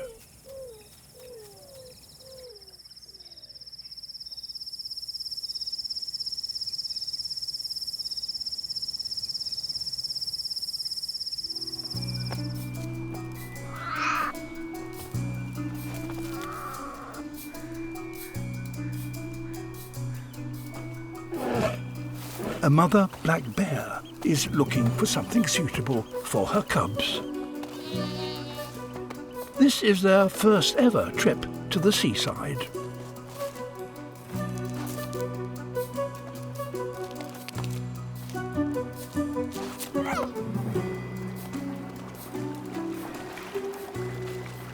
In a few hours, the tide will return. So they must keep up with Mum.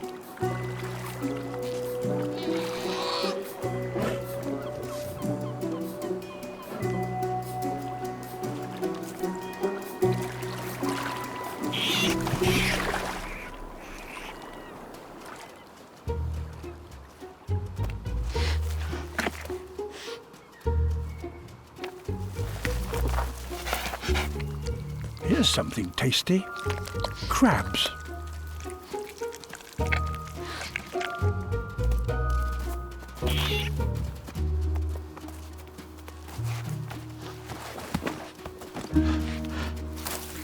Big crabs can give a nasty nip, so it's best to start off with smaller ones.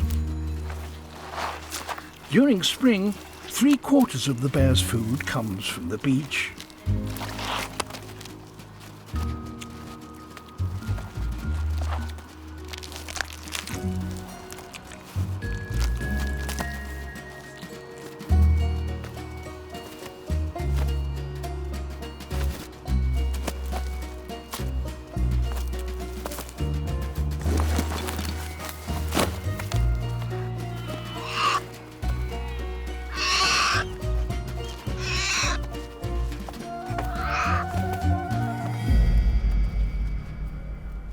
But now, this family is not alone.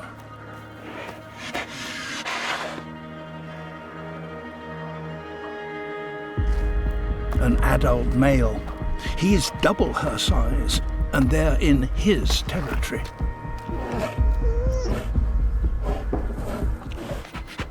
The cubs know that call. It's time to head for safety.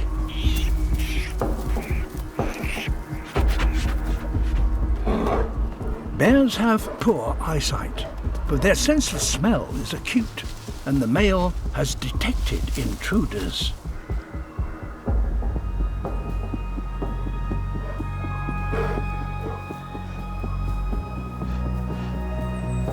He knows exactly which tree they are in.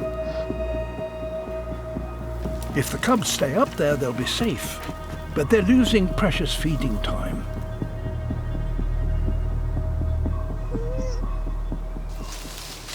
For now, he's content to leave his scent mark.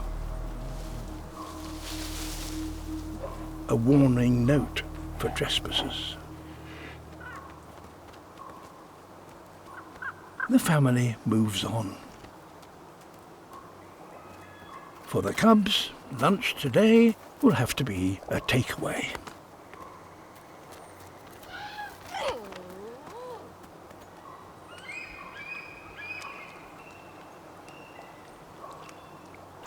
The tide comes in, and within minutes, feeding time is over for another day.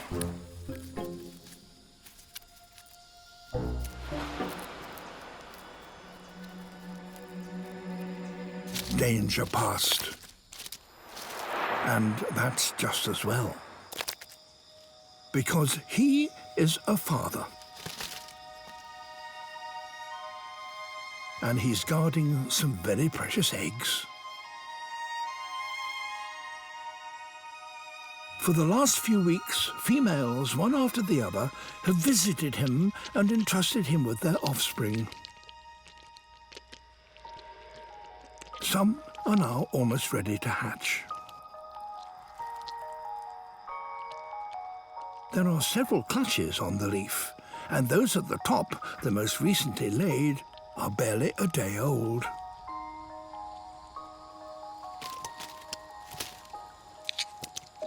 But in the jungle, there's always someone out to get you.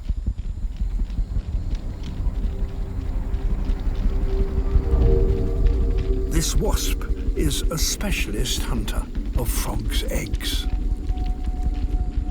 It's noticed the wriggling tadpoles at the bottom of the leaf.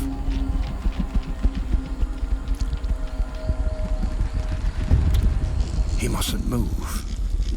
The youngest eggs are the most vulnerable, and he can't guard them all.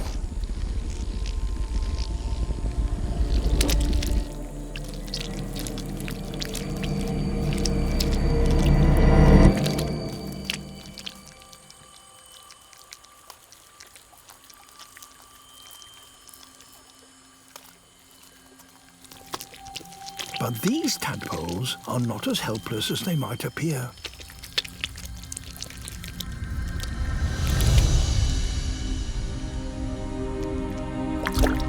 Incredibly, the unhatched tadpoles can sense danger, and the oldest and strongest wriggle free and drop into the stream below.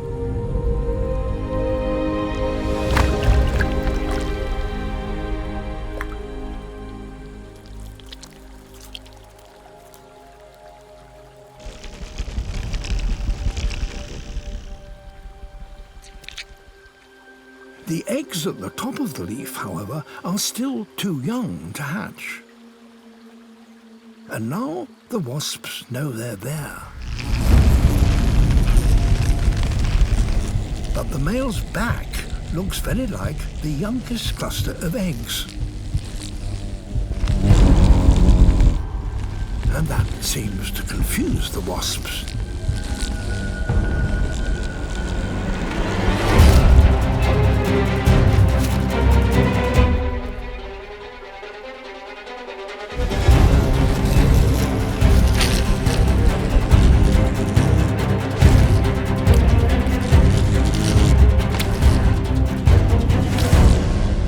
Using his own body as a decoy is a huge risk. The wasp's stings could kill him.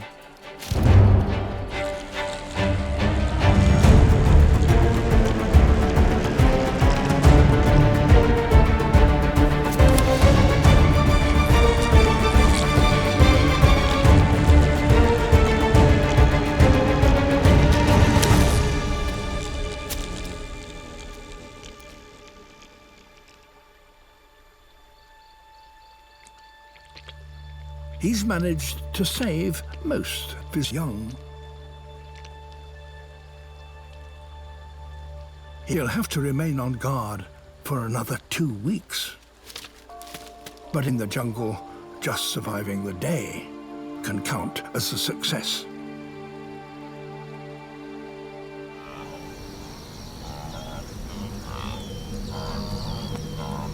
The lions are surrounded by wildebeest on their annual migration.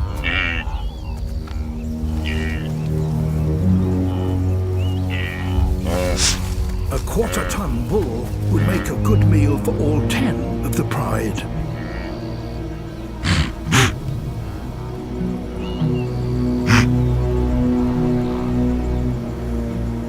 But even though Charm is an experienced hunter, most attempts end in failure.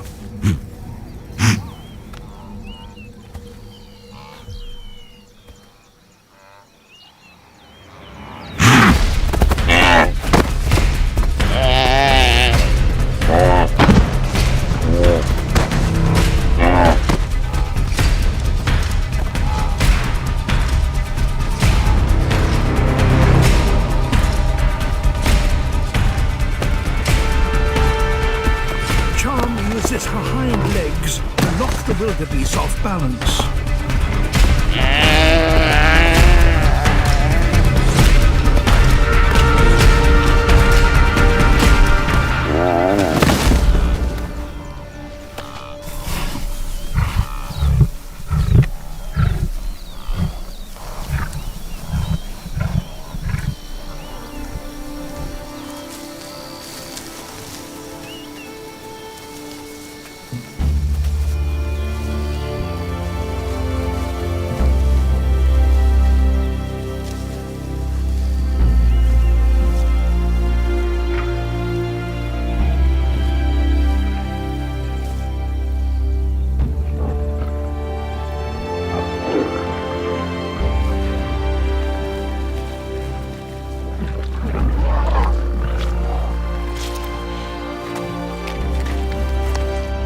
smallest cubs won't be able to catch food for themselves for another 12 months.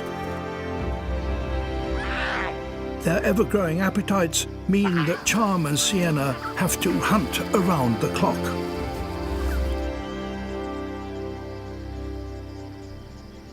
The females are often forced to head out alone. Tonight, it's Sienna's turn.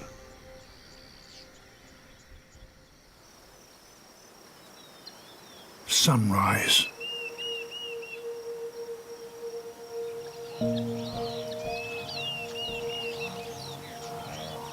Sienna is seriously injured. She's too weak to move.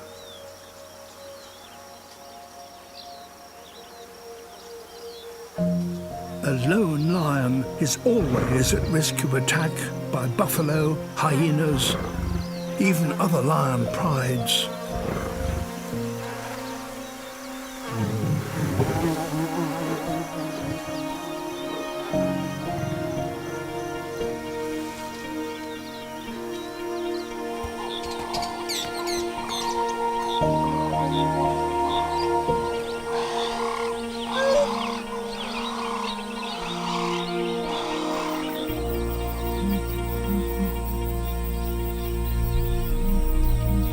It's evening, and Sienna hasn't returned to her family. Now, everything depends on Charm. Somewhere along this seemingly barren stretch of sand, there is food in great quantity.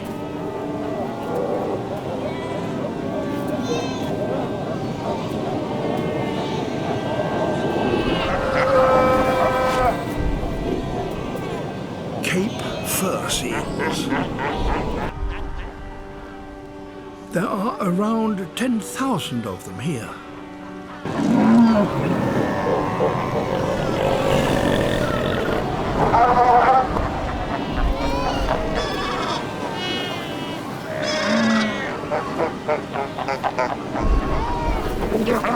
Adult seals are large and strong.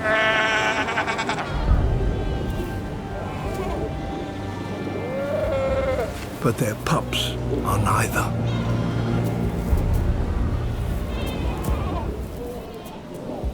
The youngsters are closely guarded by their mothers. The hyena, however, knows to be patient.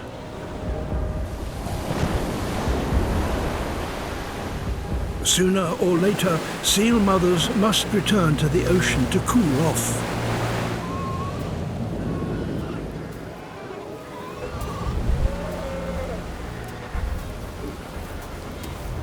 A single seal pup could feed a hyena and her family for days.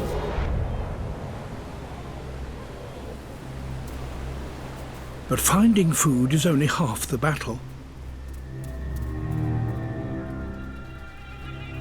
It now has to be carried back.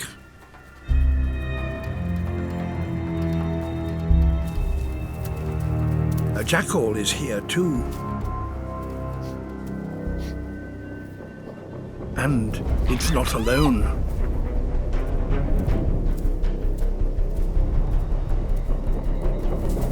If a hyena loses her kill, she'll have nothing with which to feed her cubs.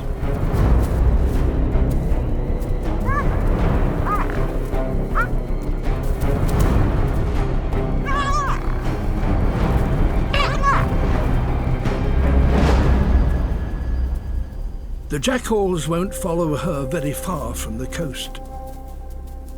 It's too hot for them in the desert interior.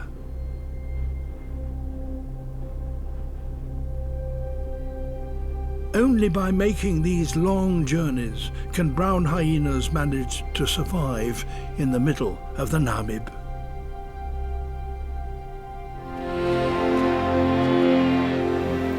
The return of the sun coincides with the appearance of the newest members of the colony.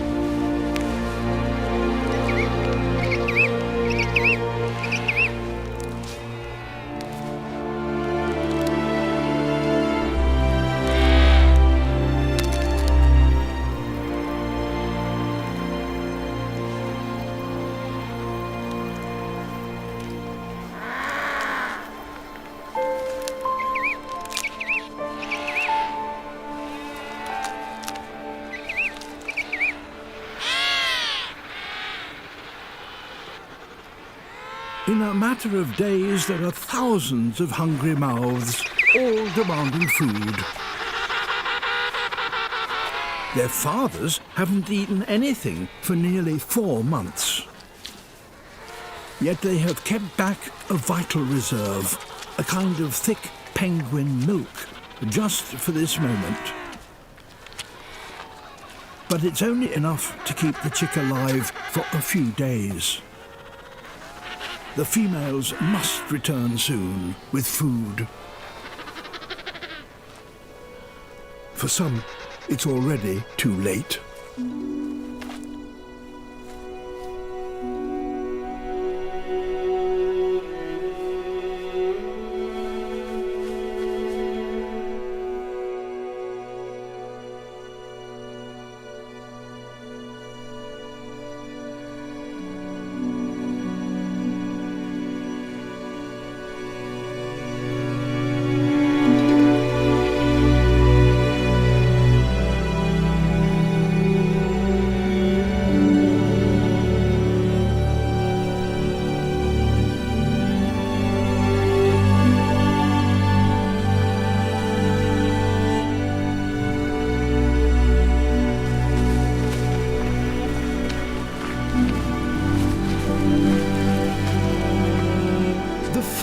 Of the females are returning.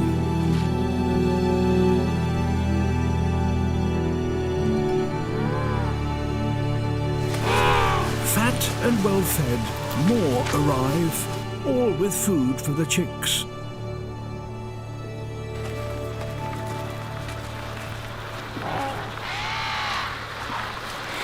And not a moment too soon for the waiting fathers.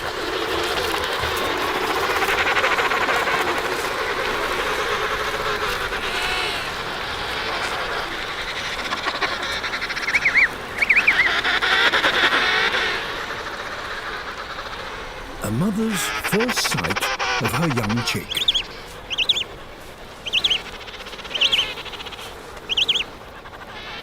With their bond reaffirmed, the whole family celebrates.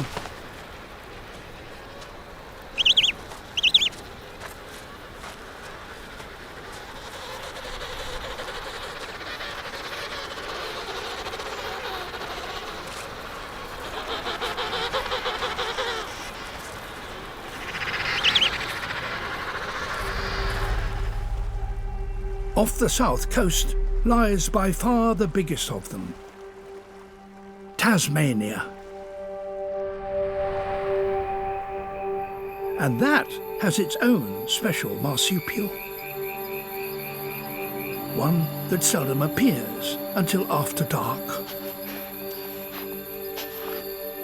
The Tasmanian devil.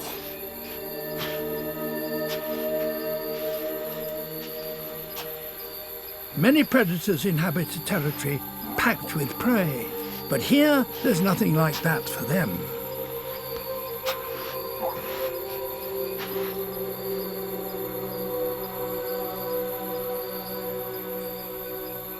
Each may travel for miles, night after night, prepared to eat anything it can find, dead or alive.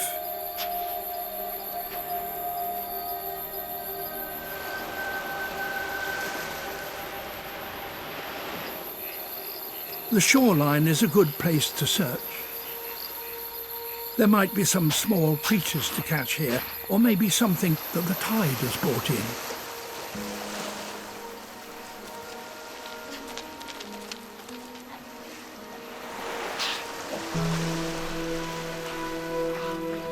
The carcass of a wallaby has been washed ashore.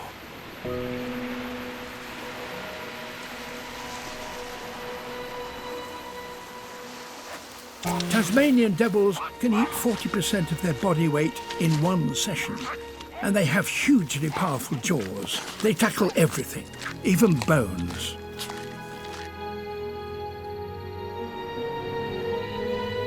Back at the den, there are other hungry mouths.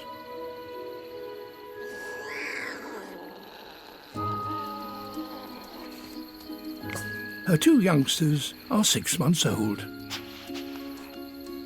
They still rely on their mother's milk. but they're feeling peckish. There must be something solid they could find for themselves while they're waiting for a drink.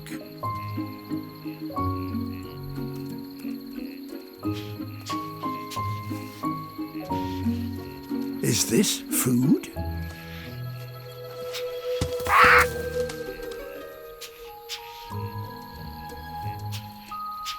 That possum smells tasty.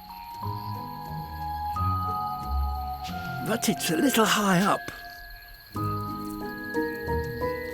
This looks more promising.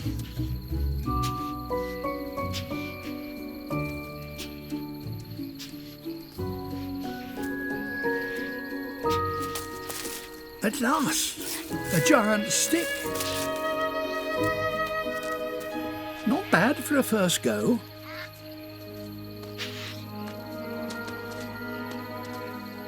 Their mother will protect and feed these youngsters for another 3 months.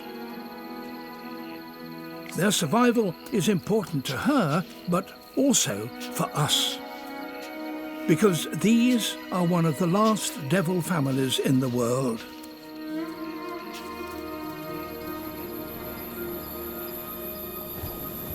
Tasmanian devils are now endangered.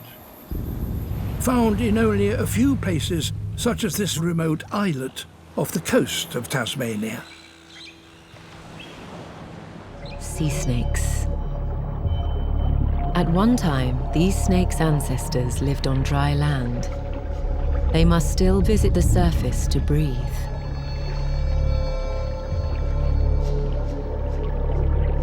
But they are beautifully adapted to life at sea, hunting for fish around the island reefs.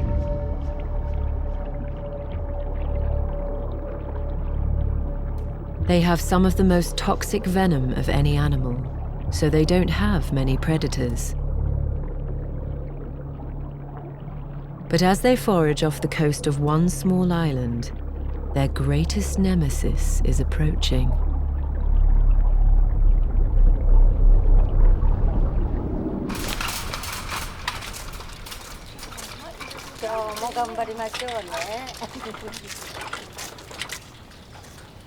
Yoko and Setsuko are hunters, and they have a fearsome reputation. These two 70-year-olds are on a shopping trip like no other.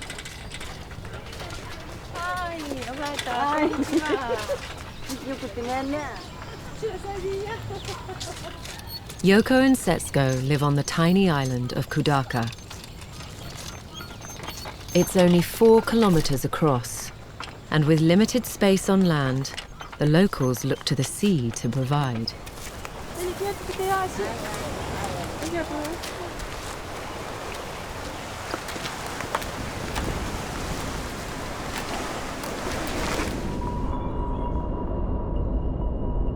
As the sun sets, the lady's prey is approaching.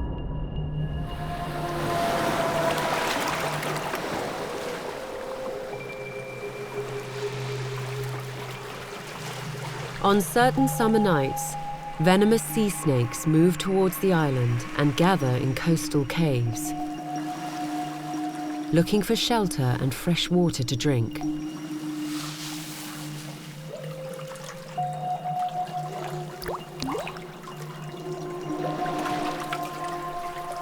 But coming ashore on this island is extremely risky.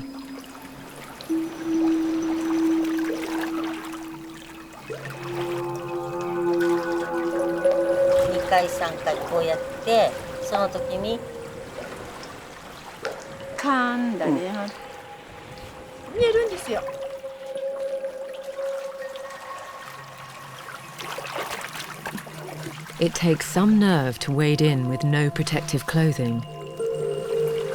Sea snake venom can be 10 times more powerful than a rattlesnake's.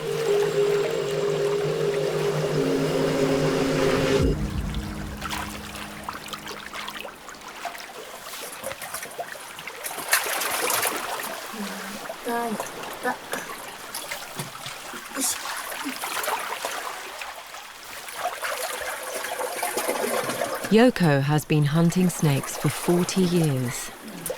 It's a skill that's been passed down the generations here for at least 5 centuries.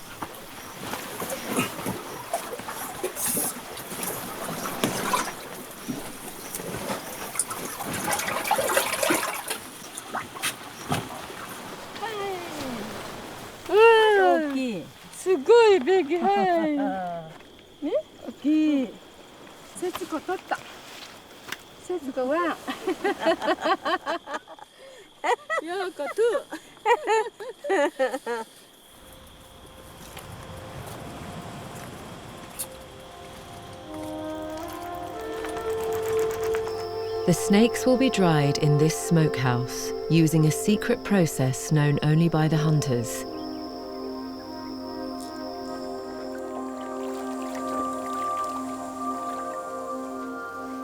Then they go into a special soup.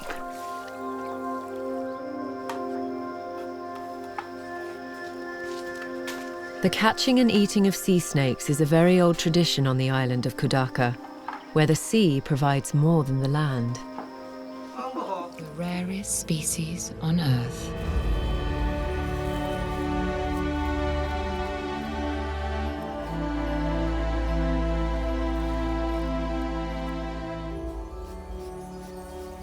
This insect-eating prehistoric mammal has walked planet Earth for 80 million years.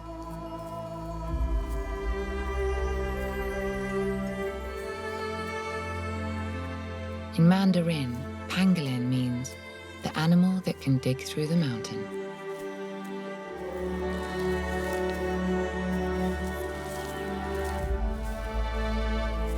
Its powerful claws have evolved to tear open termite mounds. A single pangolin can consume 70 million insects a year, helping to keep the ecosystem in balance and earning it the title Guardian of the Forest. Shy nocturnal creatures, they spend most of the day in underground burrows. They protect themselves from predators with a full body armor of razor-sharp scales, formed, like human fingernails, from keratin. But its defense has become its downfall. Pangolins are the most trafficked animal on the planet. They are poached for their scales, which are used in traditional remedies, and for their meat.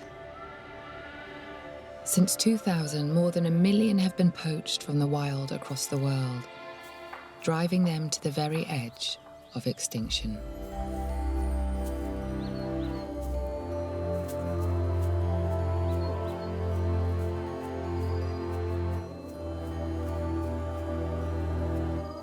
Although their scales have officially been banned from use in traditional medicine, it's going to take rigorous enforcement to save this extraordinary creature from extinction.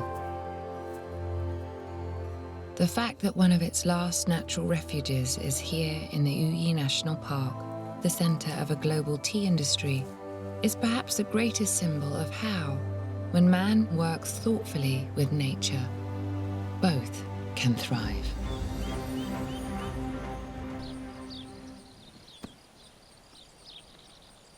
The Sika deer have started creeping into the lush cultivated fields. It's a whole new world.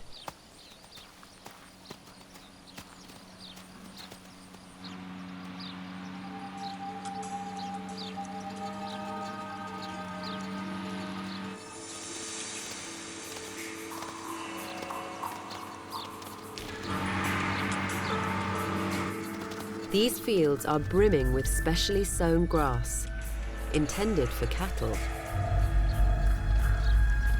But this herd always seems to be one step ahead, helping themselves to the best grass before it can even be cut. Every year, deer can munch their way through over 30 million pounds worth of crops. But some farmers have developed a live and let live attitude.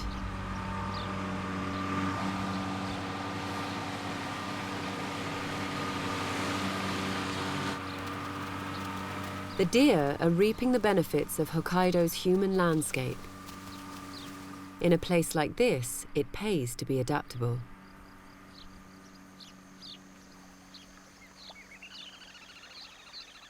In the warmth of early summer, the red-crowned cranes have moved into the farmland waterways. And they have a new family member. They traditionally nest in marshes, but most have been drained. So the cranes are raising their chick in an irrigation channel.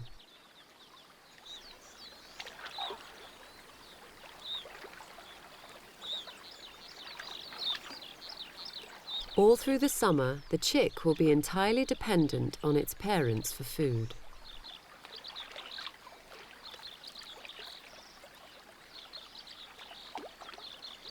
The channel is teeming with insects, fish, and frogs, but the parents can barely keep up with their gangly offspring's appetite.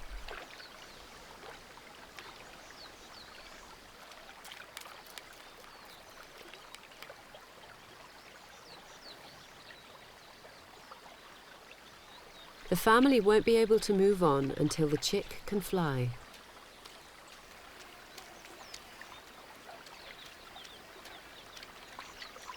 In the meantime, they can't escape from surprise visitors.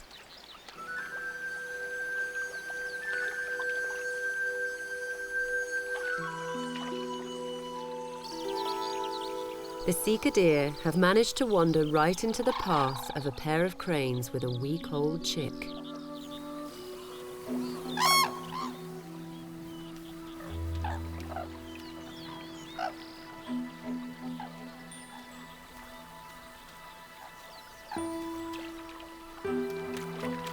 Mum and Dad work together to shepherd the chick to safety.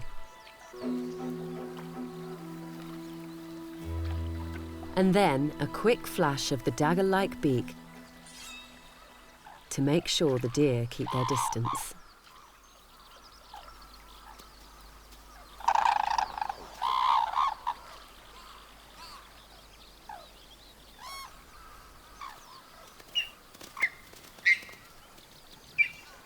The parents' diligence has paid off. Their priority now is to feed their chick while times are good.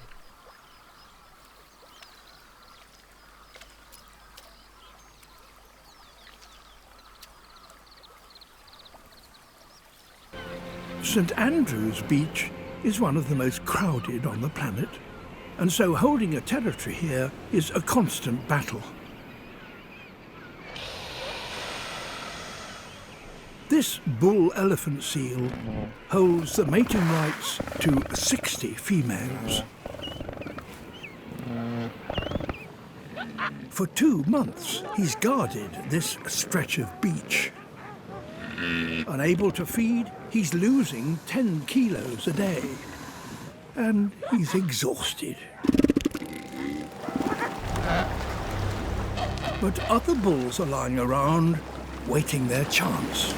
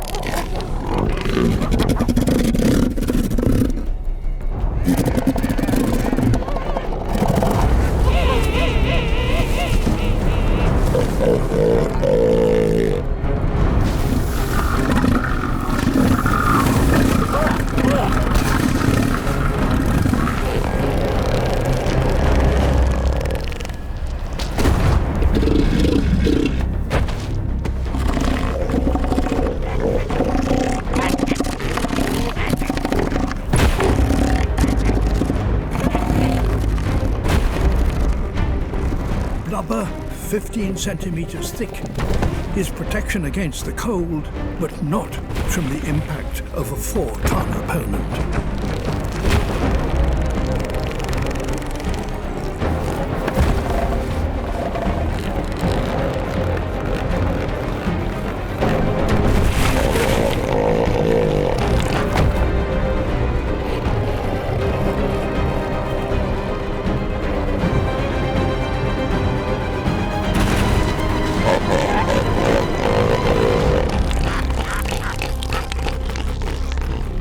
holds his ground and forces the intruder back out to sea.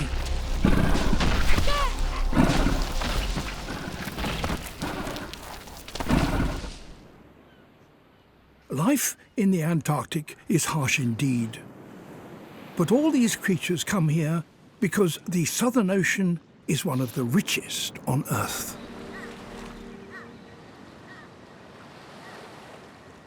In the underwater forests off northern Japan, the residents of this sunken wreck are waiting for the summer temperatures to reach 16 degrees Celsius.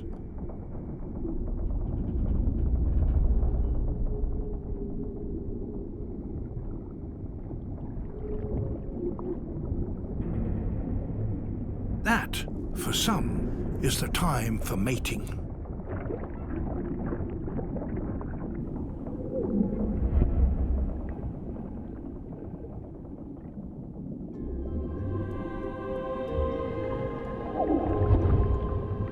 A kind of giant wrasse called a cobodai.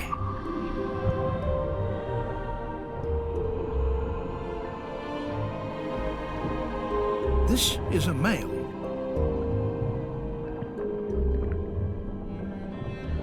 And in female terms, he is particularly handsome.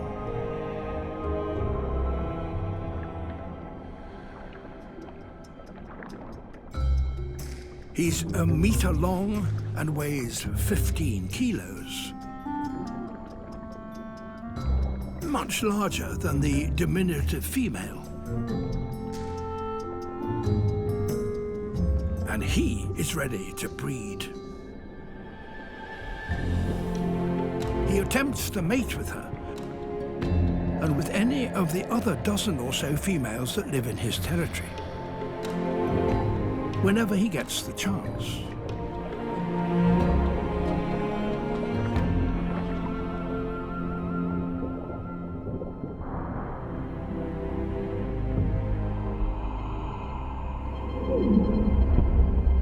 But females from around 10 years old take little notice of his advances.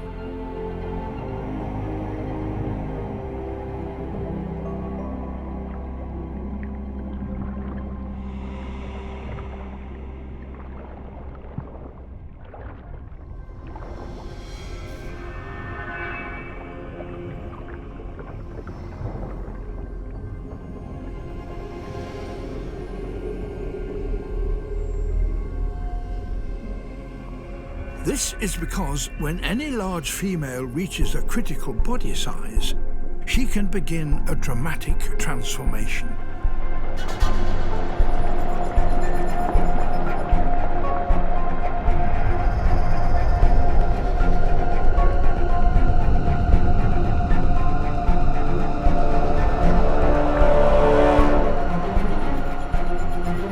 Over just a few months, particular enzymes inside her body cease to work. And male hormones start to circulate.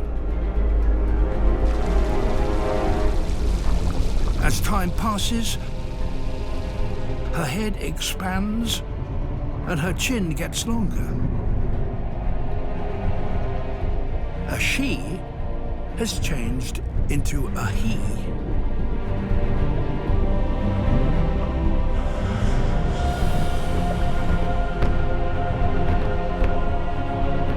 With this comes a change in temperament.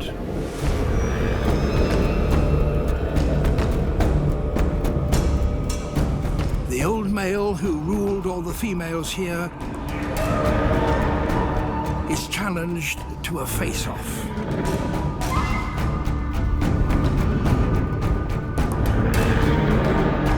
The more bulbous the head, the more it intimidates an opponent.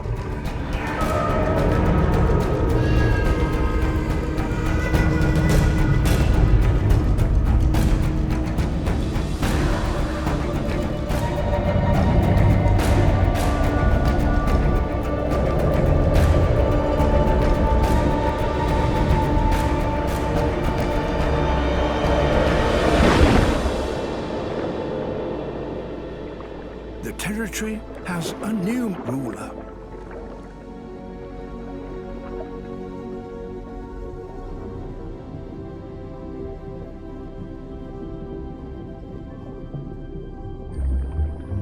Only the largest females transform themselves in this way.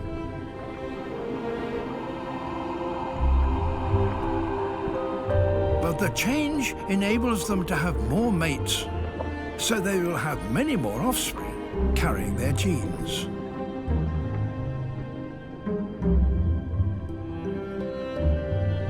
But a new male can't afford to be complacent. Inside the body of every Kobudai female, there is a new male in waiting.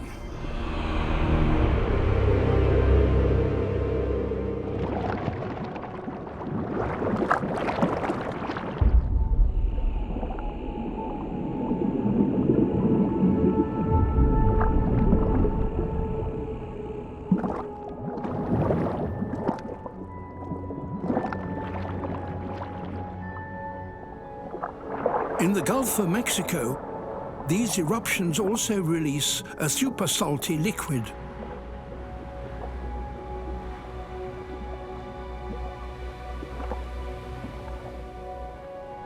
Brine.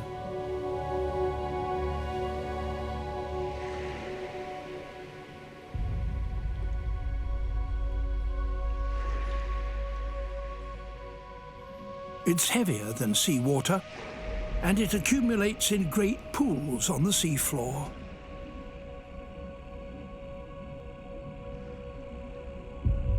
It's difficult to make sense of the sight.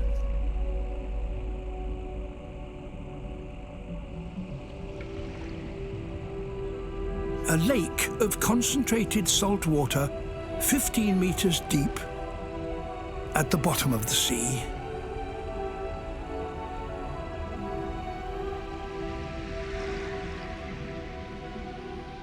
Around its margin, perhaps even more strangely, there is a profusion of life.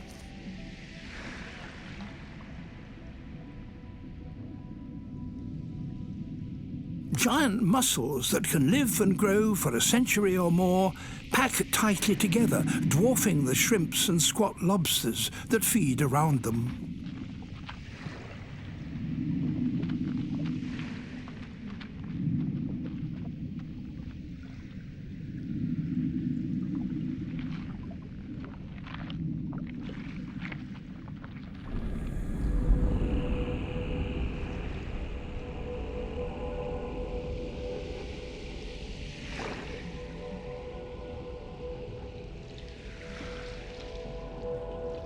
Cutthroat eels, scavengers, come to the shores of the brine lake in search of something edible.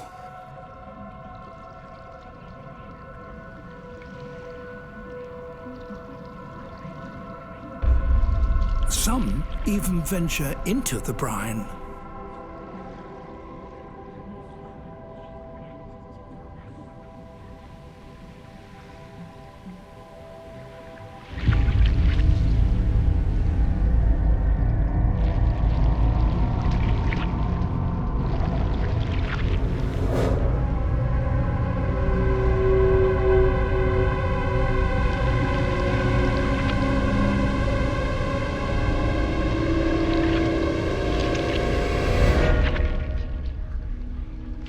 Spending too long in it can send an eel into toxic shock.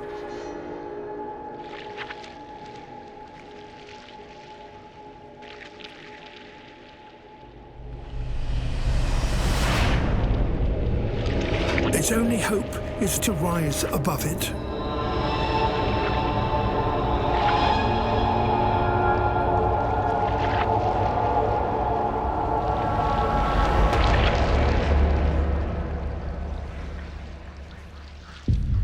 It manages to escape.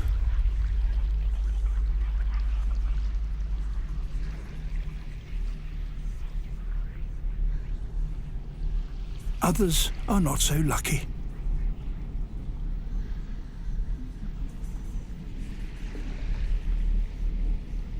The brine embalms their bodies and the casualties of decades accumulate around the margins.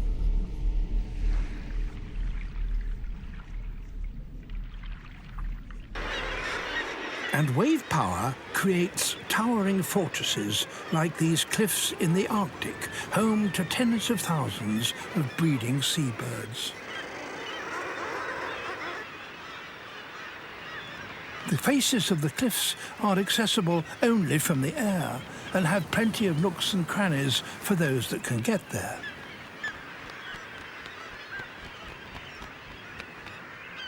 But to feed, seabirds must still master the ocean world beyond.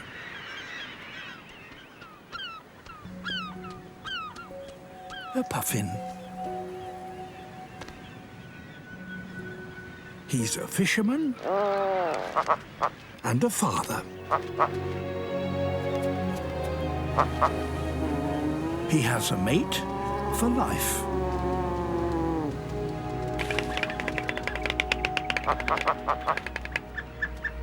Both share the burden of raising their week-old chick, their puffling, who needs 5 square meals a day. The parents alternate fishing trips. It's Dad's turn.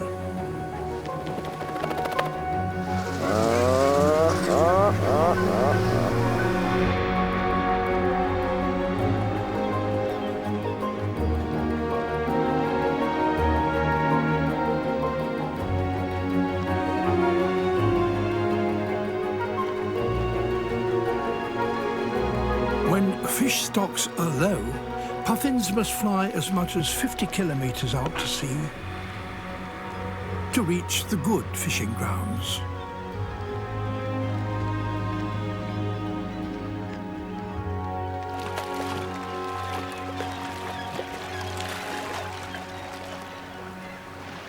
Once there, they plunge into another world.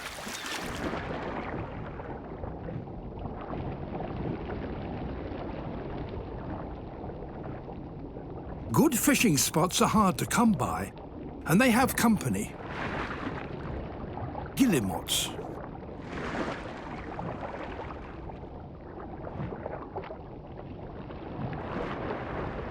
Like the puffin, their wings are short and good for diving.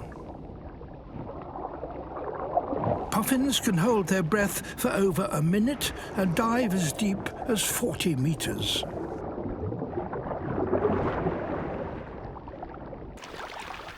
A catch.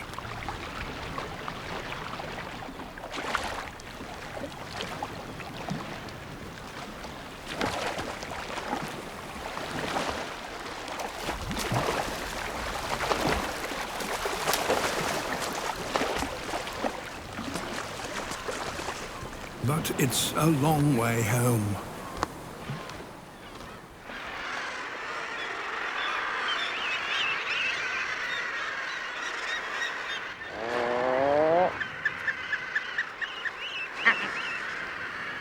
After an exhausting round trip of almost 100 kilometers, this puffin's nearly made it.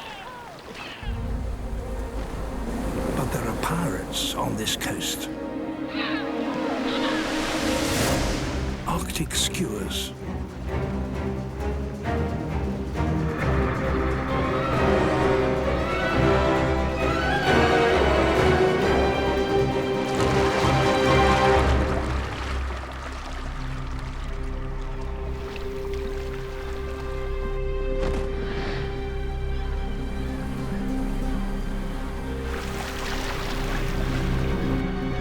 All around, returning parents are being robbed.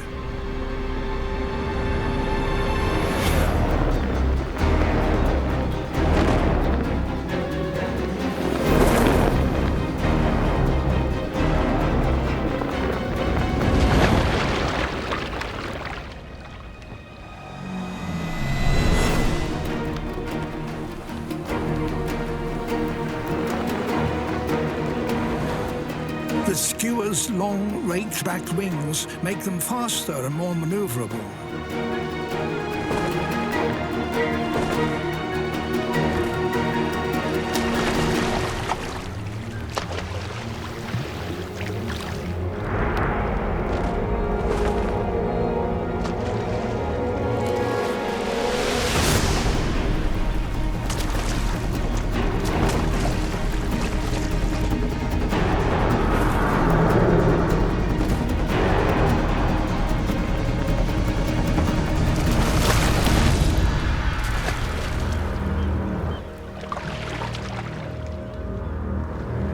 Puffins must choose their moment wisely.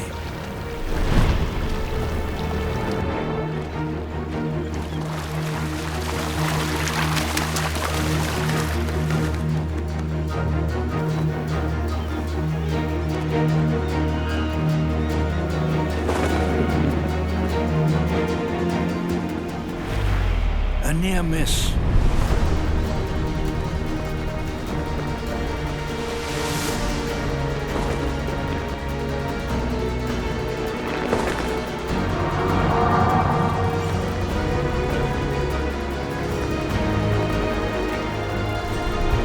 A last desperate burst of speed, and it's made it.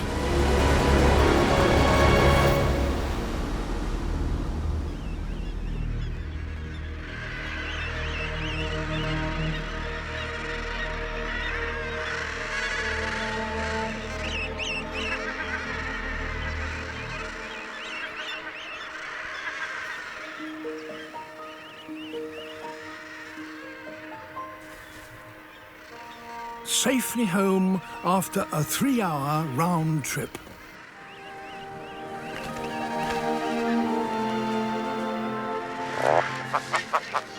Where his patient partner is waiting.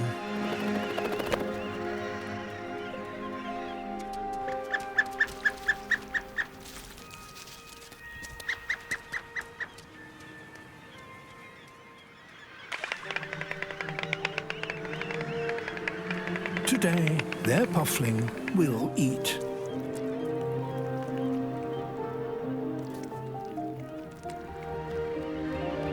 But where fish numbers are in decline, many puffins now find it hard to get enough food for their chicks.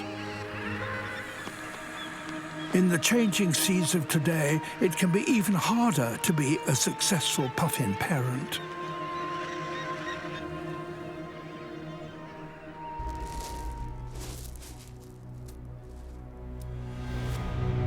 And now the snakes are on the alert. This is the best feeding opportunity they will get all year.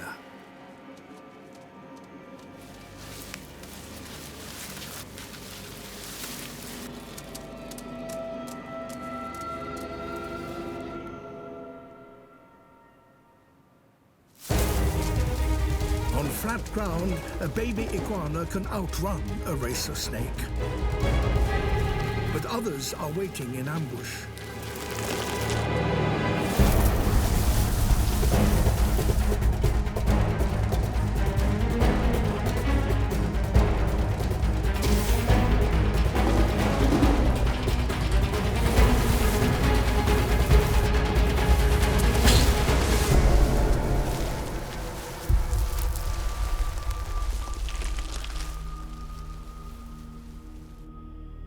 Another hatchling has its first glimpse of a dangerous world.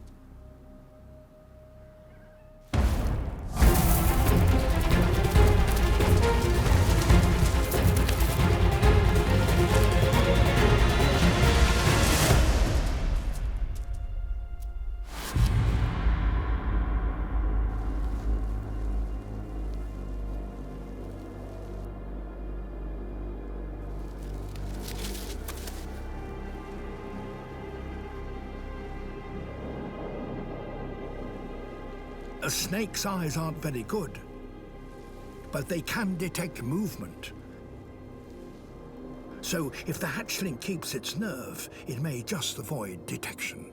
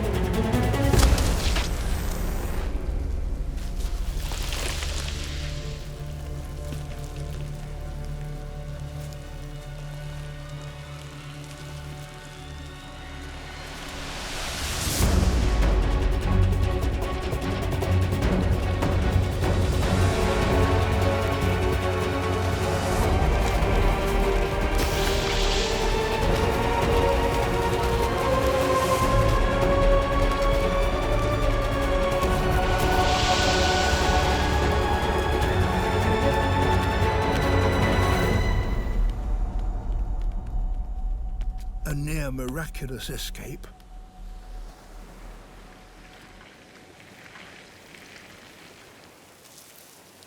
The lucky survivors could begin learning the unique way of life demanded by this hostile island.